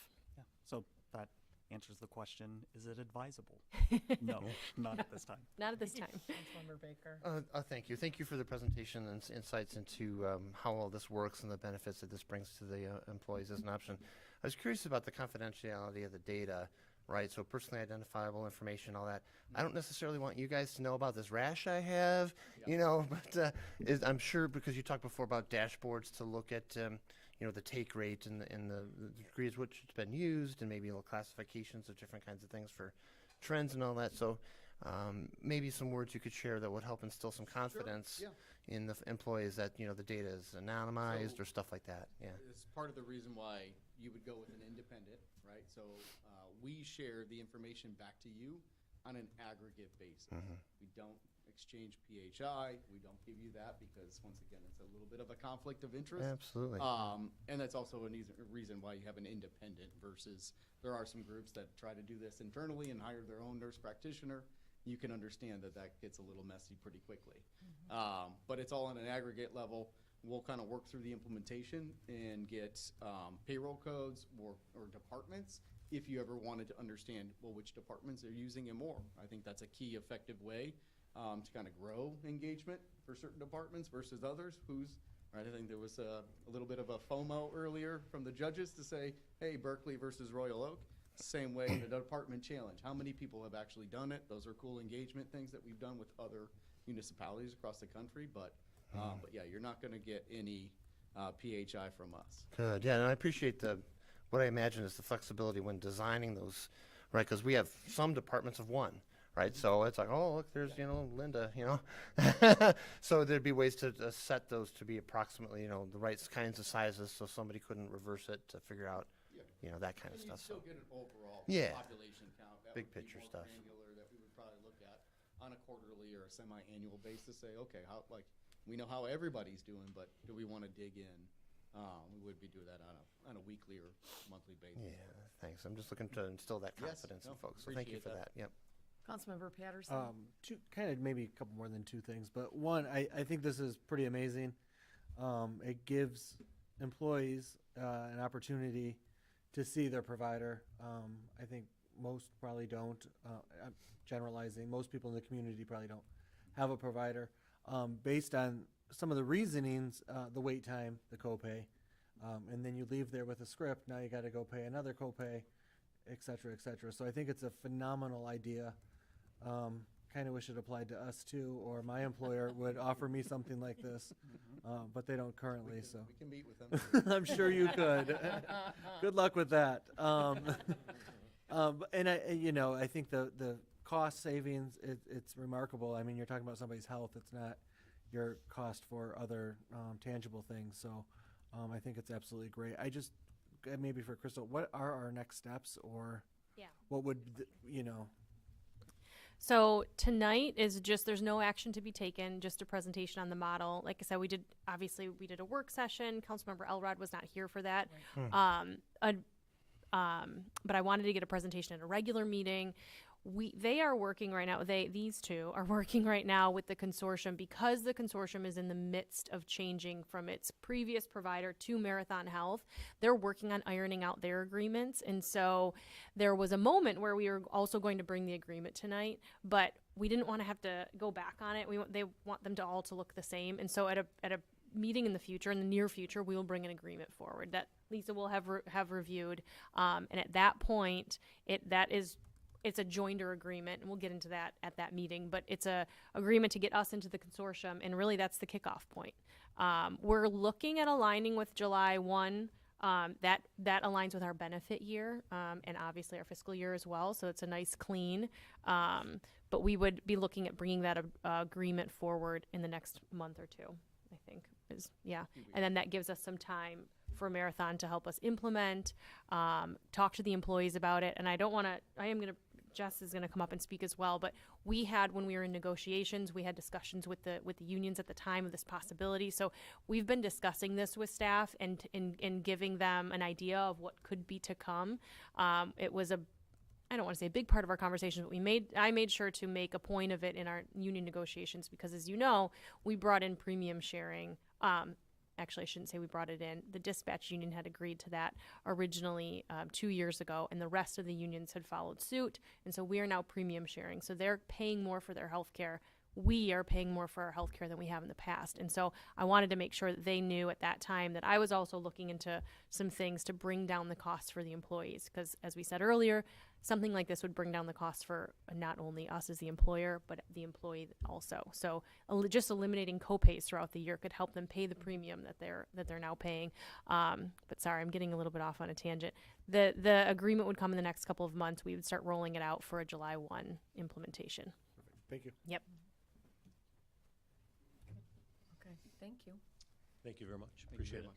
And Jess, do you mind? Yeah, sorry. Jessica Stover, our Human Resources Director. I want her to come up and just talk a little bit more about the employee experience and the conversations that we've had and why we are looking. I think there was a huge why answered from the presentation, but internally kind of our why. Yeah, so I've been here just over a year now, and I think I've gotten to know our employees pretty well in that time.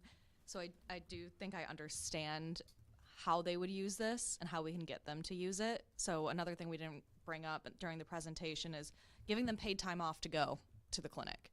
I don't know if you know, but we had an employee a few months ago who was very sick. This employee wasn't seeking treatment, and ultimately they passed away.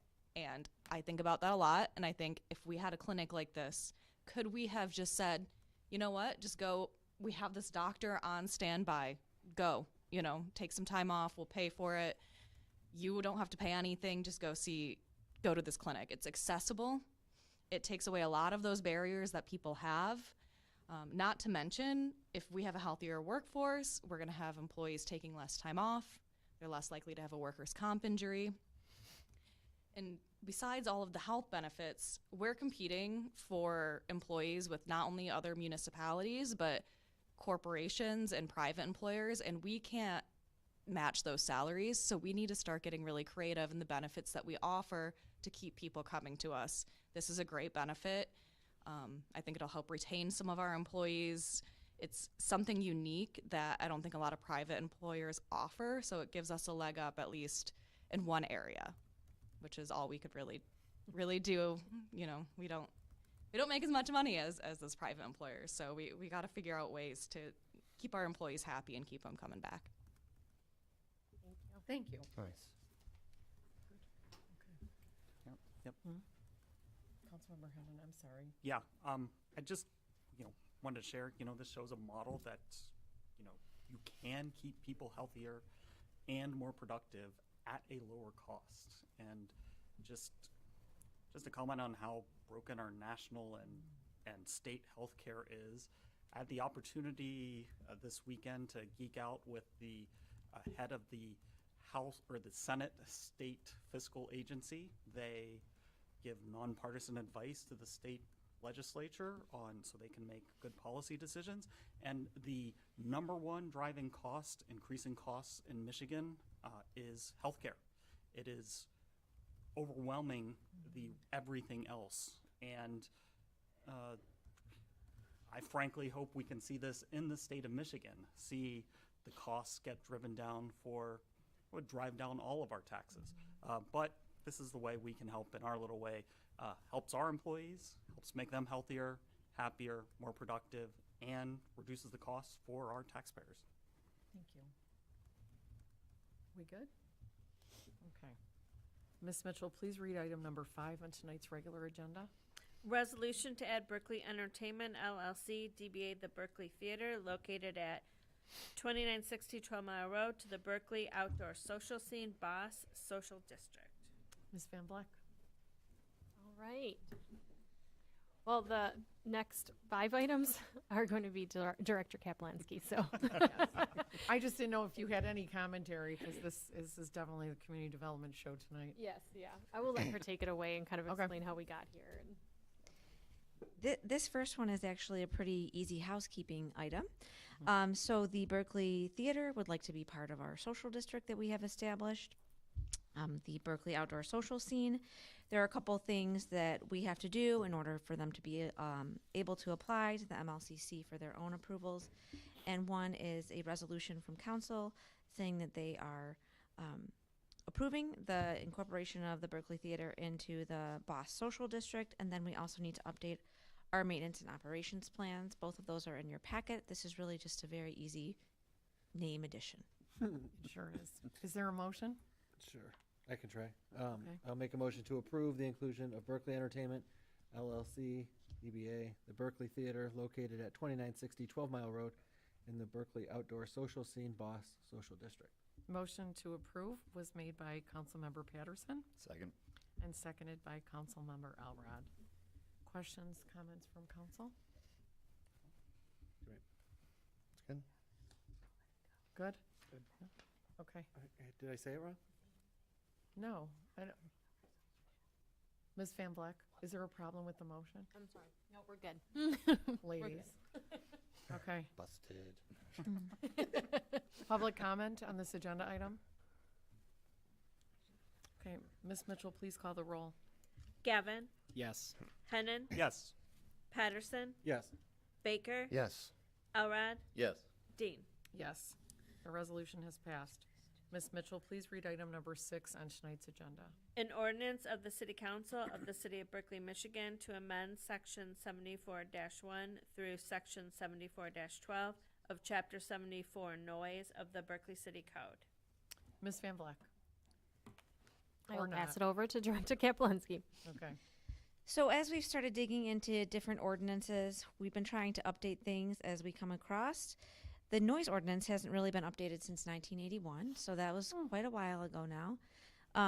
So in order to address some of that and the fact that the previous standard, or I should say current standard, is a A noise disturbs, injures, or endangers the comfort, repose, health, or peace and safety of others is our current noise standard, which is quite vague.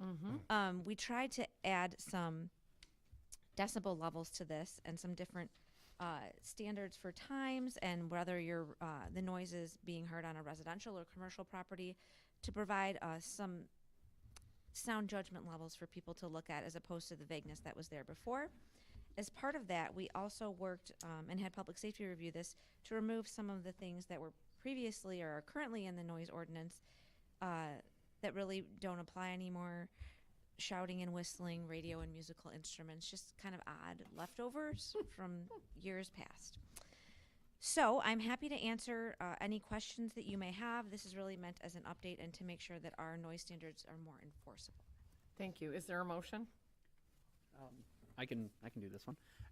Motion to approve the first reading of the City Council of the City of Berkley, Michigan to amend Section 74-1 through 74-12 of Chapter 74 Noise of the Berkeley City Code to allow for the regulation of sound and sound-emitting devices by providing specific definitions and measurable decibel and sound pressure levels, and to remove and modify redundant language and provisions.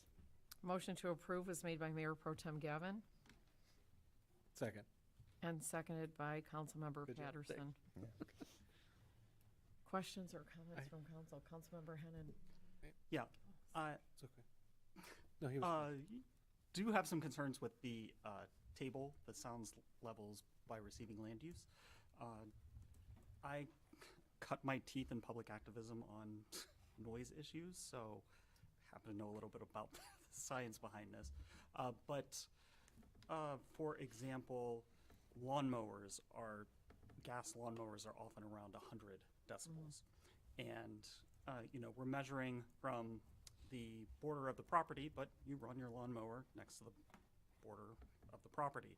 And so if you get a really pedantic neighbor who wants to fight over this and tell the city, why aren't you telling them not to run their lawnmower? This gives them the avenue for that kind of balderdash. So,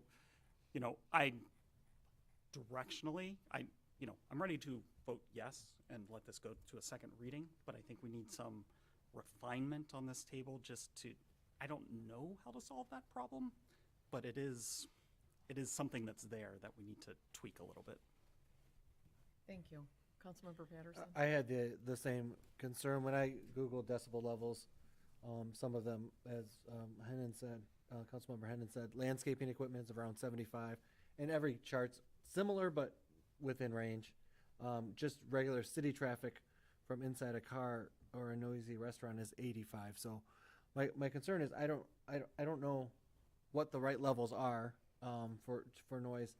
And I remember from being on planning before, how do they measure this? They were saying, like, the decibel reader, there can be no wind, no real easy or correct way to measure that would be enforceable.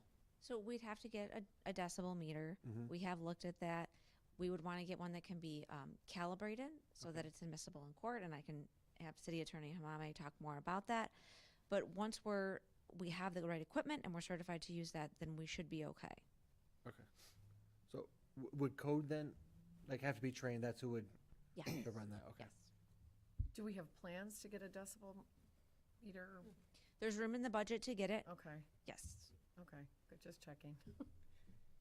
Councilmember Bailey. No, thank you. I share some of the same questions about the specifics. The direction this is heading is very sound reasoning, so I like that. But I was just thinking about some of the the rental properties, like the Airbnb kind of short cycle kind of things. There'd be lots of complaints about noise, and this could certainly be, if it's properly tuned, could work well for that. How would this be enforced then? Someone would have to call in and say, hey, there's a racket going on next door, a lot of noise. Somebody would come out with the gadget and then make the assessment. Okay. Yes, correct. Yeah. Back to the neighbor complaints, there are a lot of sections of the ordinance that neighbors can try to turn against one another. So we do try to mediate those disagreements as best we can. Sometimes there is a point in time where just the person is not going to be happy or someone's unwilling to be cognizant of their neighbor's concerns. And at that point, we do look some enforcement operations if that's needed. We can review with the city attorney some of these concerns and see where we can address particularly lawn equipment and things like that. The decibel levels themselves, this is pretty consistent across the board with other Metro Detroit communities. So we did do a review. Emily Loomis, who's still with us on Fridays, actually is the one who started this and started looking into this. So I know she put some time into calling around to other communities, and I just talked to her this morning just to confirm. So these numbers aren't just pulled out of nowhere. We did do some checking around to make sure that we were being consistent, but we can certainly talk to the city attorney's office to see how we can address those concerns. Thank you. Councilmember Hennon. Yeah, my underlying question would be, where did everyone else get their ordinance? And it may have been, these seem such round numbers, it feels like that, you know, someone came up with it initially and then everybody has copied off of everyone else since then without a rational basis behind what they are. So, and then I'll also point out that sound level often is not just a single decimal, but also duration often impacts how impactful a sound can be. That may be a direction to look in as well. Again, I don't know the exact answer, the right answer. This is difficult. So this is very difficult. Councilmember Alvarado. So just with all the discourse, I want to make sure I heard that we are going to miss Hamame with the idea, since we've pulled out some of the archaic language, such as, you know, whistling and hootenanny or whatever, I like that word, that we could put potential specific language in there for circumstantial things like lawn equipment, but keep the table standardized. Am I hearing we could walk that direction? I will confer with the city attorney and see what we can come up with. Councilmember Baker. Please, did you have Oh, a sorry. thought? Yeah, sorry. I just decided I was going to say something. As you might imagine, this is a very difficult area to come up with the best regulations for each community is different. And one option, frankly, is to take out regulation during the day if you want to go that far. Other options are simply to increase the decibel during the day. I would prefer not just list out exceptions for certain things, because when you do that, you might miss something that you really intended to capture. So just some food for thought. We're going to go back and try to come up with some ideas to fix it, but I just wanted to give you some of that food for thought that I don't know that everybody is going to be happy with what we come up with, but we can try to get it closer. Thank you.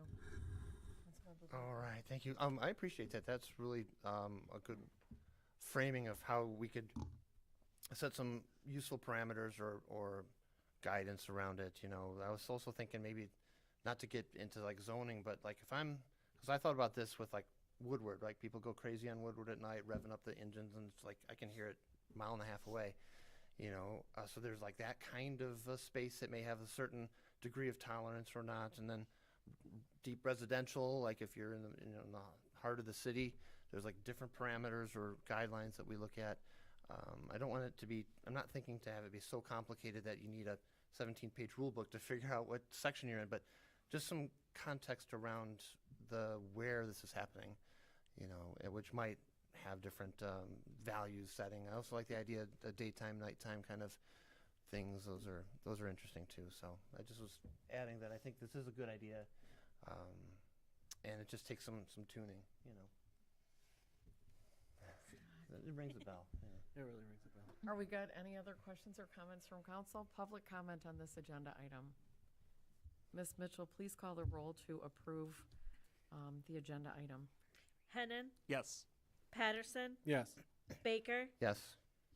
Elrod, Yes. Gavin, Yes. Dean. Yes, the agenda item has passed. Ms. Mitchell, please read item number 7 on tonight's regular agenda. An ordinance of the City Council of the City of Berkley, Michigan to amend Chapter 82, Article 11, Municipal Civil Infractions of the Berkeley City Code. Ms. Kapelansky. So this is an ordinance that the city attorney's office was nice enough to draft for us and introduce us to this concept, and it really makes a lot of sense. So this is going to change the way that we look at code enforcement a little bit. Instead of getting a ticket, right now you would be issued a violation warning letter, then you would get a ticket, and it goes right to the circuit court if you're in violation of one of our ordinances. In the past, we've had some issues with the court just collecting the money and the violation isn't necessarily corrected. I feel like we've addressed that at this point. But what this particular ordinance does is create kind of an interim step. So people would still be given a warning, please address this issue of noncompliance. But after that, instead of issuing a ticket that goes right to the court, we would issue what's called a municipal civil infraction, and it would be paid instead to the Municipal Civil Infractions Bureau. And really, that's just a fancy name for the treasury counter here. And in that case, we would keep the full cost of the ticket. We would still get to work with the person to make sure that compliance is achieved, and they would be able to take care of that right here at the city. Now, if we came into a situation where the person still was not complying, then we would go ahead and issue the court ticket, and we would have our city attorneys there to go through the process and make sure that those items that we need complied with are being complied. The ordinance that you have in front of you drafts out the process of how we would do that. There's a policy that goes with it too. I did want to bring this to council as a first reading.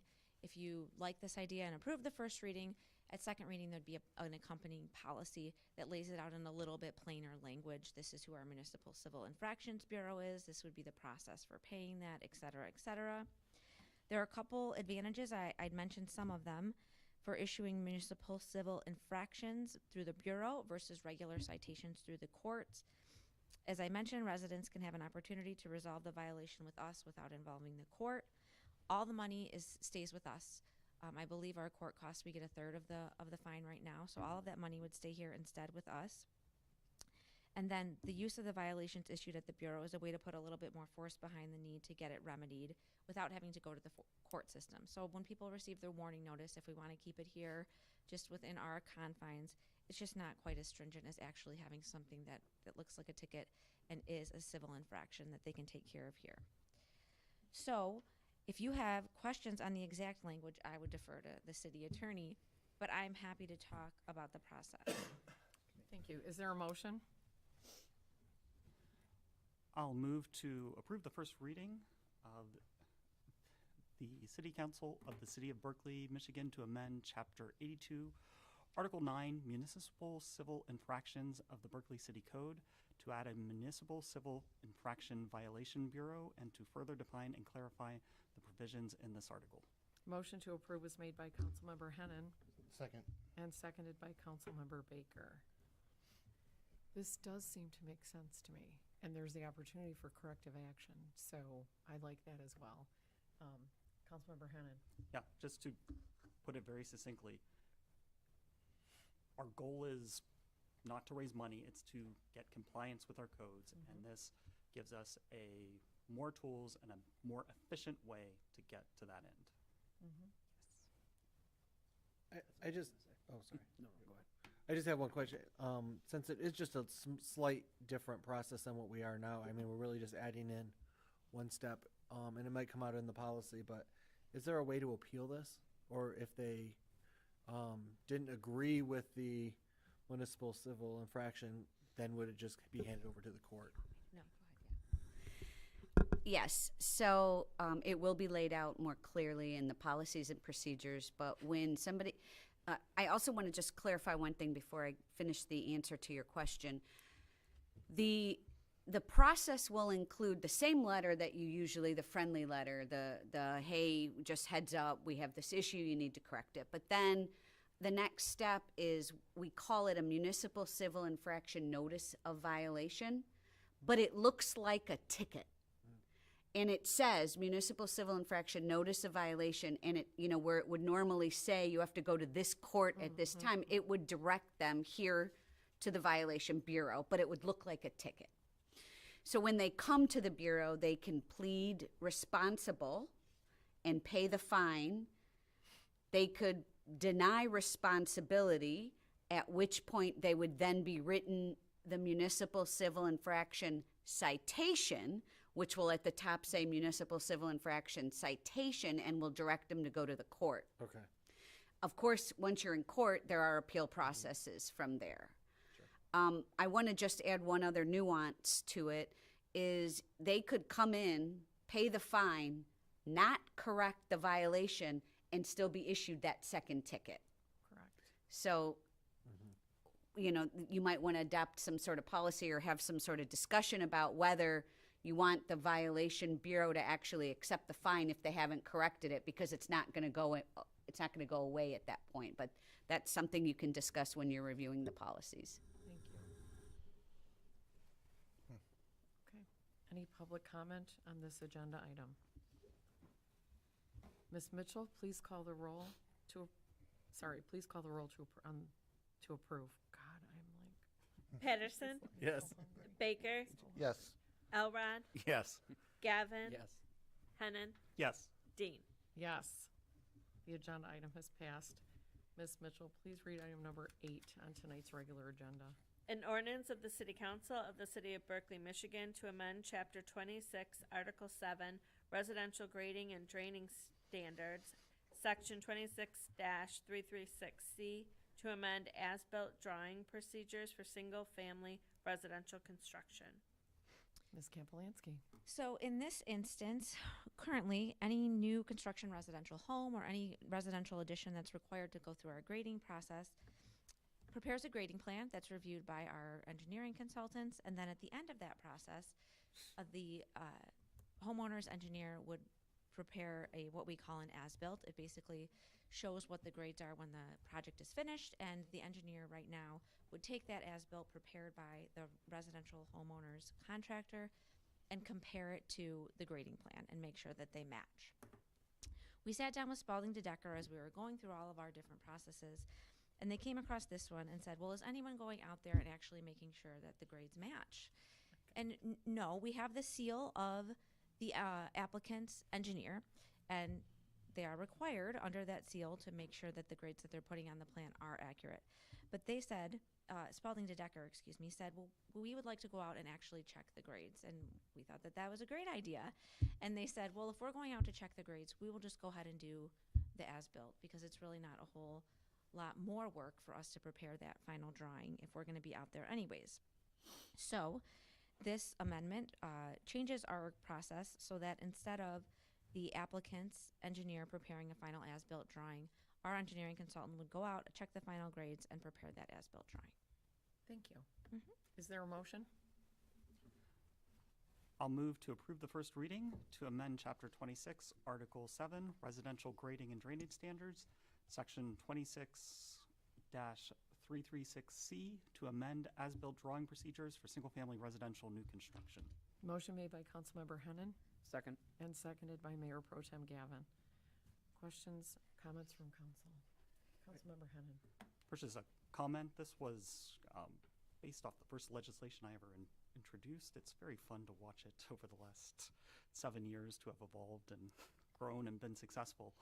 I just wanted to clarify, would these changes add any additional time or any additional costs that the average homeowner or business would see in dealing with this? So time-wise, right now, our engineering consultant has 2 weeks to review an as-built plan. Spalding DeDecker will go out within the 2 weeks that we would normally use to review and shoot the grades and prepare the as-built. So it won't add any time. Cost-wise, currently we are collecting a $1,500 escrow from homeowners, and that would include review of the regular grading plan and then the final as-built plan. In this instance, you'll see a little bit later in the agenda, we're asking for a flat fee instead of $1,300. That would include the preparation of the as-built. We did do some research with some of our usual residential builders to find out how much it costs to prepare an as-built. It costs between $600 and $800. So under the current setup, we're collecting that $1,500 escrow. Usually, applicants are getting about half of it back because it's not all used in those reviews. In this case, we would be collecting a flat fee of $1,300. They would not get any of that back, but they would also not have to pay the $600 to $800 it costs them to have the as-built prepared. So they're likely seeing probably a little bit of savings and yes, maybe less time because they don't have to wait for someone else to do an as-built and then 2 weeks on top of that. Right? That's my question. Any other comments, questions from council? Okay, public comment? Ms. Mitchell, please call the roll to approve. Baker, Yes. Elrod, Yes. Gavin, Yes. Hennan, Yes. Patterson, Yes. Dean. Yes, the agenda item has passed. Ms. Mitchell, please read item number 9 on tonight's agenda. An ordinance of the City Council of the City of Berkley, Michigan to amend Section 130-79 of Chapter 130, Article 3, Noxious Weeds of the Berkeley City Code. Ms. Kapelansky. This was an item that was brought to our attention by the city attorney's office. As you know, every spring we have some property owners who don't take care of their grass when it's over 8 inches high. This is the section of the ordinance that we use to be able to go out and cut that eventually.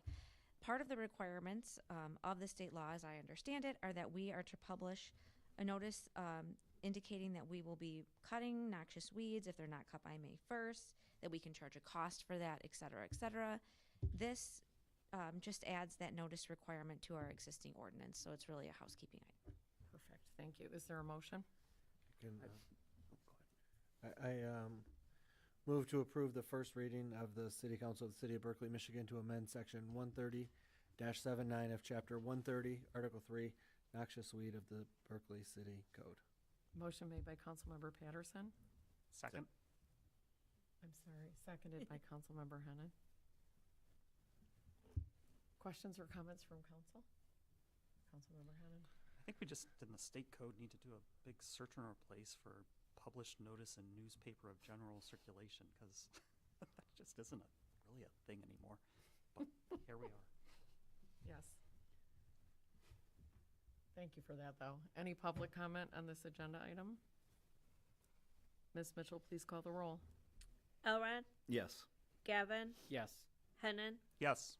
Patterson, Yes. Baker, Yes. Dean. Yes, the agenda item has passed. Ms. Mitchell, please read item number 10. An ordinance of the City Council of the City of Berkeley, Michigan to amend Chapter 38, Article 3, Snow Emergencies, Section 38-33 of the City of Berkeley Code. Hello again. Welcome back. Hello. So this is another cleanup item. This is just a follow-up item to the recent adoption of the updated overnight parking policy, and just notes that the municipal overnight pass can be used in the case of snow emergencies as detailed in the policy. Thank you. Is there a motion? I move to approve the first reading of the City Council of Berkeley, Michigan to amend Chapter 38, Article 3, Snow Emergencies, Section 38 to 33 of the City of Berkeley Code of Ordinances to amend locations where parking is prohibited during a snow emergency. Motion made by Councilmember Elrod Second. and seconded by Councilmember Baker. Questions, comments from council?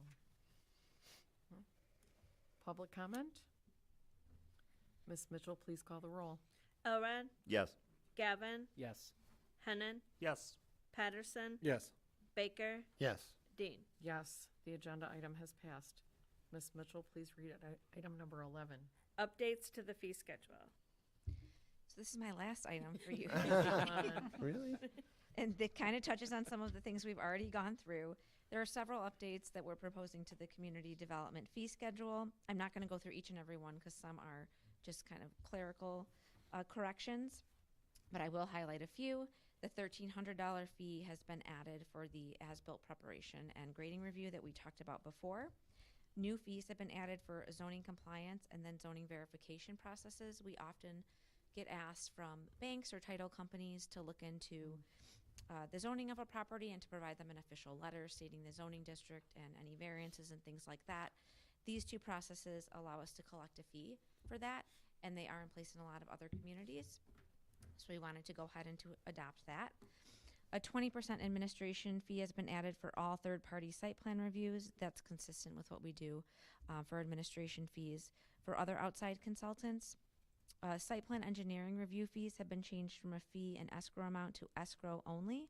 Spalding DeDecker will be conducting all of our site plan reviews in consultation with DPW. And then we would pass those reviews costs on to the applicant. And then lastly, all the fees for the Dream Cruise section have been removed. I'm not sure how these landed in our community development section because a lot of them did not apply, and we're from processes from several years ago. Based on whatever happens with the city events policy, we're probably going to need to revisit this section again, but we at least wanted to take out the ones that haven't been in use for several years. Thank you. If Is I there could a just motion? add, sorry, Oh, Mayor. sorry. We normally we're trying to bring fees and changes to the fees and make sure we put eyes on it during the budget process. But with all of the enhancements and changes and improvements in our systems that our new engineering firm is bringing, and then obviously with some of the changes that we just made to our ordinances, we thought these were more timely that needed to be done. And then as Kristen was reviewing them, the Woodward Dream Cruise ones came up. So just wanted to explain why that all that's coming now versus during budget, and these became more of a timely issue, and so we wanted to get them done with as we were making those improvements. Thank you. Is there a motion? I'd move to approve the adjustments to the fee schedule. Motion made by Mayor Pro Tem Gavin. Second. Was that you? Yeah. Seconded by Councilmember Hennan. Questions, comments from council? Yes, when we get those zoning verification requests, I don't know if we have this on a GIS layer, if we have those sorts of, where there are, the words escape me.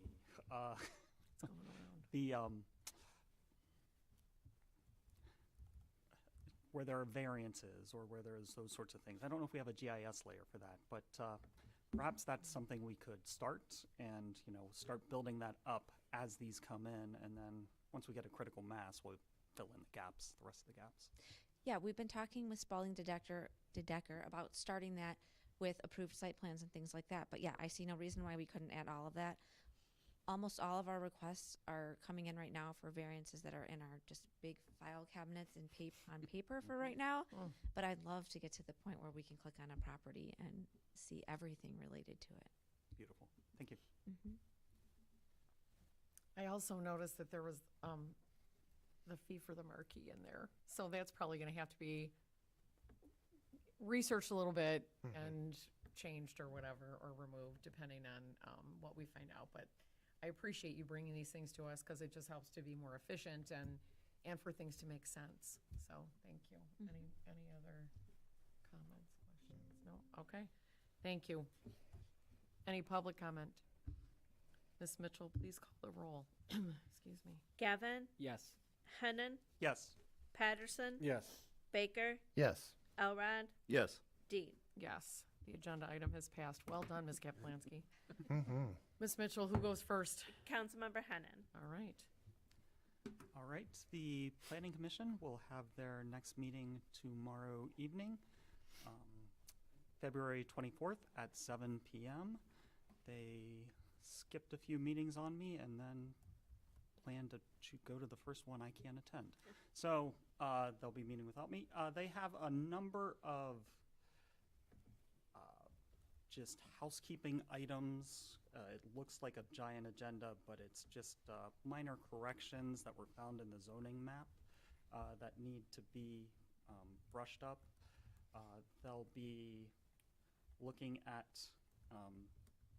considering amendments for data centers, and it doesn't seem like we're a place for data centers, but they're squeezing them in wherever they can and looking at their bylaws of rules of procedures. Then the tree board met tonight. I saw a couple of them sneak in, but I don't know what they did. So we'll report about that next time. And that's all I have tonight. Thank you. Councilmember Baker. Thank you, Your Honor. Just three quick things tonight. Historical Committee met on the 10th. One of the things they're rolling out is updated branding and brochures and things like that. So, to learn more and additional information about our city's history and how to prepare for the future. These are available here in City Hall, at the museum, in the library, all those kind of fun things. They're free. So please take advantage of these and give one to your friends. They make good stocking stuffers. And for more information, you can visit them at berkleyhistory.com. The Downtown Development Authority met that very next day, February the 11th. One of the things they talked about was a presentation from the Berkley Days Committee as they're beginning to ramp up work ahead of the 100th anniversary coming up in September. There's some really cool fundraising initiatives that Berkley Days folks are working on. I thought it was smart for them to reach out to DDA because that's a large ensemble of businesses, and then they're also going to be reaching out to the chamber as well. And there's some conversation with Better City Consultants to help us with our economic development strategy. That was a great work session there in the DDA, and then there were some follow-on interviews with other folks to gain additional insights to help feed into the material that will become our revised document in the next few months. So that's awesome. And there's cool events continuing to come up. For more information on that, you can go to downtownberkeley.com. And finally, it was Theodore von Karman, I don't think I quite got that right, who said, "Scientists study the world as it is. Engineers create the world that has never been." And I'd like to talk just for a second about the Berkeley Robotics team. The program empowers students to design, build, and compete in high-level robotics competitions while developing teamwork, engineering, and problem-solving skills. And coming soon, they will have a community open house celebrating the team's new build space in the former Cana Church building on Catalpa there, which is now owned by the school district. That'll be coming up in just another couple weeks or two. They moved in late 2025, joining two other district programs in this amazing new space. And all are welcome. Families, students, community members are invited to tour the space, meet the team, and see innovation in action. It's fantastic stuff. Look for updates with the specific dates and times and all that good stuff. And if I will bring additional information to our next council meeting as well on that. And so with that, be careful, safe out there, and please hug somebody you love. Thank you. Mayor Pro Tem Gavin. Thank you, Your Honor. Just very briefly, the next meeting of the Berkeley Chamber of Commerce is March 17th at 5:30 p.m. at the library. And speaking of the library, we've got a Bulgaria and Balkan Wanderings travel program tomorrow at 6:30 p.m. So you get to do a little world traveling right here in Berkeley. So the next meeting of the library board will be March 18th at 7 p.m. at the library. That's all I have. Thank you. Councilmember I'll Patterson. also be brief. The Winterfest, which was rescheduled from our Parks and Rec department due to the weather, it's actually rescheduled for this Saturday from noon to 2. So we hope to see everyone there. Thank you. Councilmember Elrod. Yes, Beautification Advisory Committee will be having their first meeting of the year, so kind of a kickoff. That's happening this Wednesday at 6:30 over at Public Safety. Environmental Advisory Committee met just this past Tuesday. I just want to make sure, could be 2 Tuesdays ago. I can't even remember now. But we laid out our draft plan for the events for the year. We're looking at 10 to 11. You'll hear more about that as those dates get closer. So that's going to be public engagement and some things that the group will be doing on their own for self-education. The next meeting is Tuesday, March 17th. Happy St. Patrick's Day. I'll be having my first green beer afterwards. That will also be in public safety at 6:30. Thank you. Ms. Van Vleck. Nothing more from me tonight. Ms. Hamame. Nothing, thank you. Well, I'd like to congratulate Sergeant Shuey on his promotion to lieutenant, PSO Childry on his promotion to sergeant. And I'm just very grateful for your service here in Berkeley. We appreciate you very much, and I pray for your safety every night, the whole department. Happy second birthday to Jules Pet Cuisine. If for those of you who don't know, it's the former popcorn shop, used to be the Guildcrafters Quilt Shop. Anyway, she does a great job there making her dog treats on site. It's all freeze-dried things. What you see is what you get. It's very healthy, and she's got a passion for not only pets but for her business. Congratulations to the Chamber on another successful Level Up event maybe it was 2 weeks ago now, at Lake Councilmember Elrod. I don't remember, but it was at 24 Seconds on a Wednesday night. It was very well attended and had a lot of good energy, and so congrats to the Chamber on that. I look forward to the next one. I attended the first fish fry of the season on Friday night at the Legion, and they were packed, jam-packed, and good for them. The fish was great, and I love that the Legion involves other service groups in terms of like helping serve the food. We had the Scouts were there, and sometimes it's a baseball team, but it truly is a community effort, and I don't know, I plan on going again. It was so good. My next Meet Your Mayor is at Casa Amato this Wednesday, February 25th from 5 to 7 p.m., and I hope to see you there. Is there a motion to adjourn? Motion to adjourn. Motion made by Councilmember Patterson. Second. Wow, a chorus of seconds. I heard Hennon. Ms. Mitchell, will you please call the roll? Patterson? Yes. Baker? Yes. Elrod, Yes. Gavin, Yes. Hennon, Yes. Dean. Yes. The Monday, February 23rd, 2026 meeting of the Berkeley City Council is adjourned.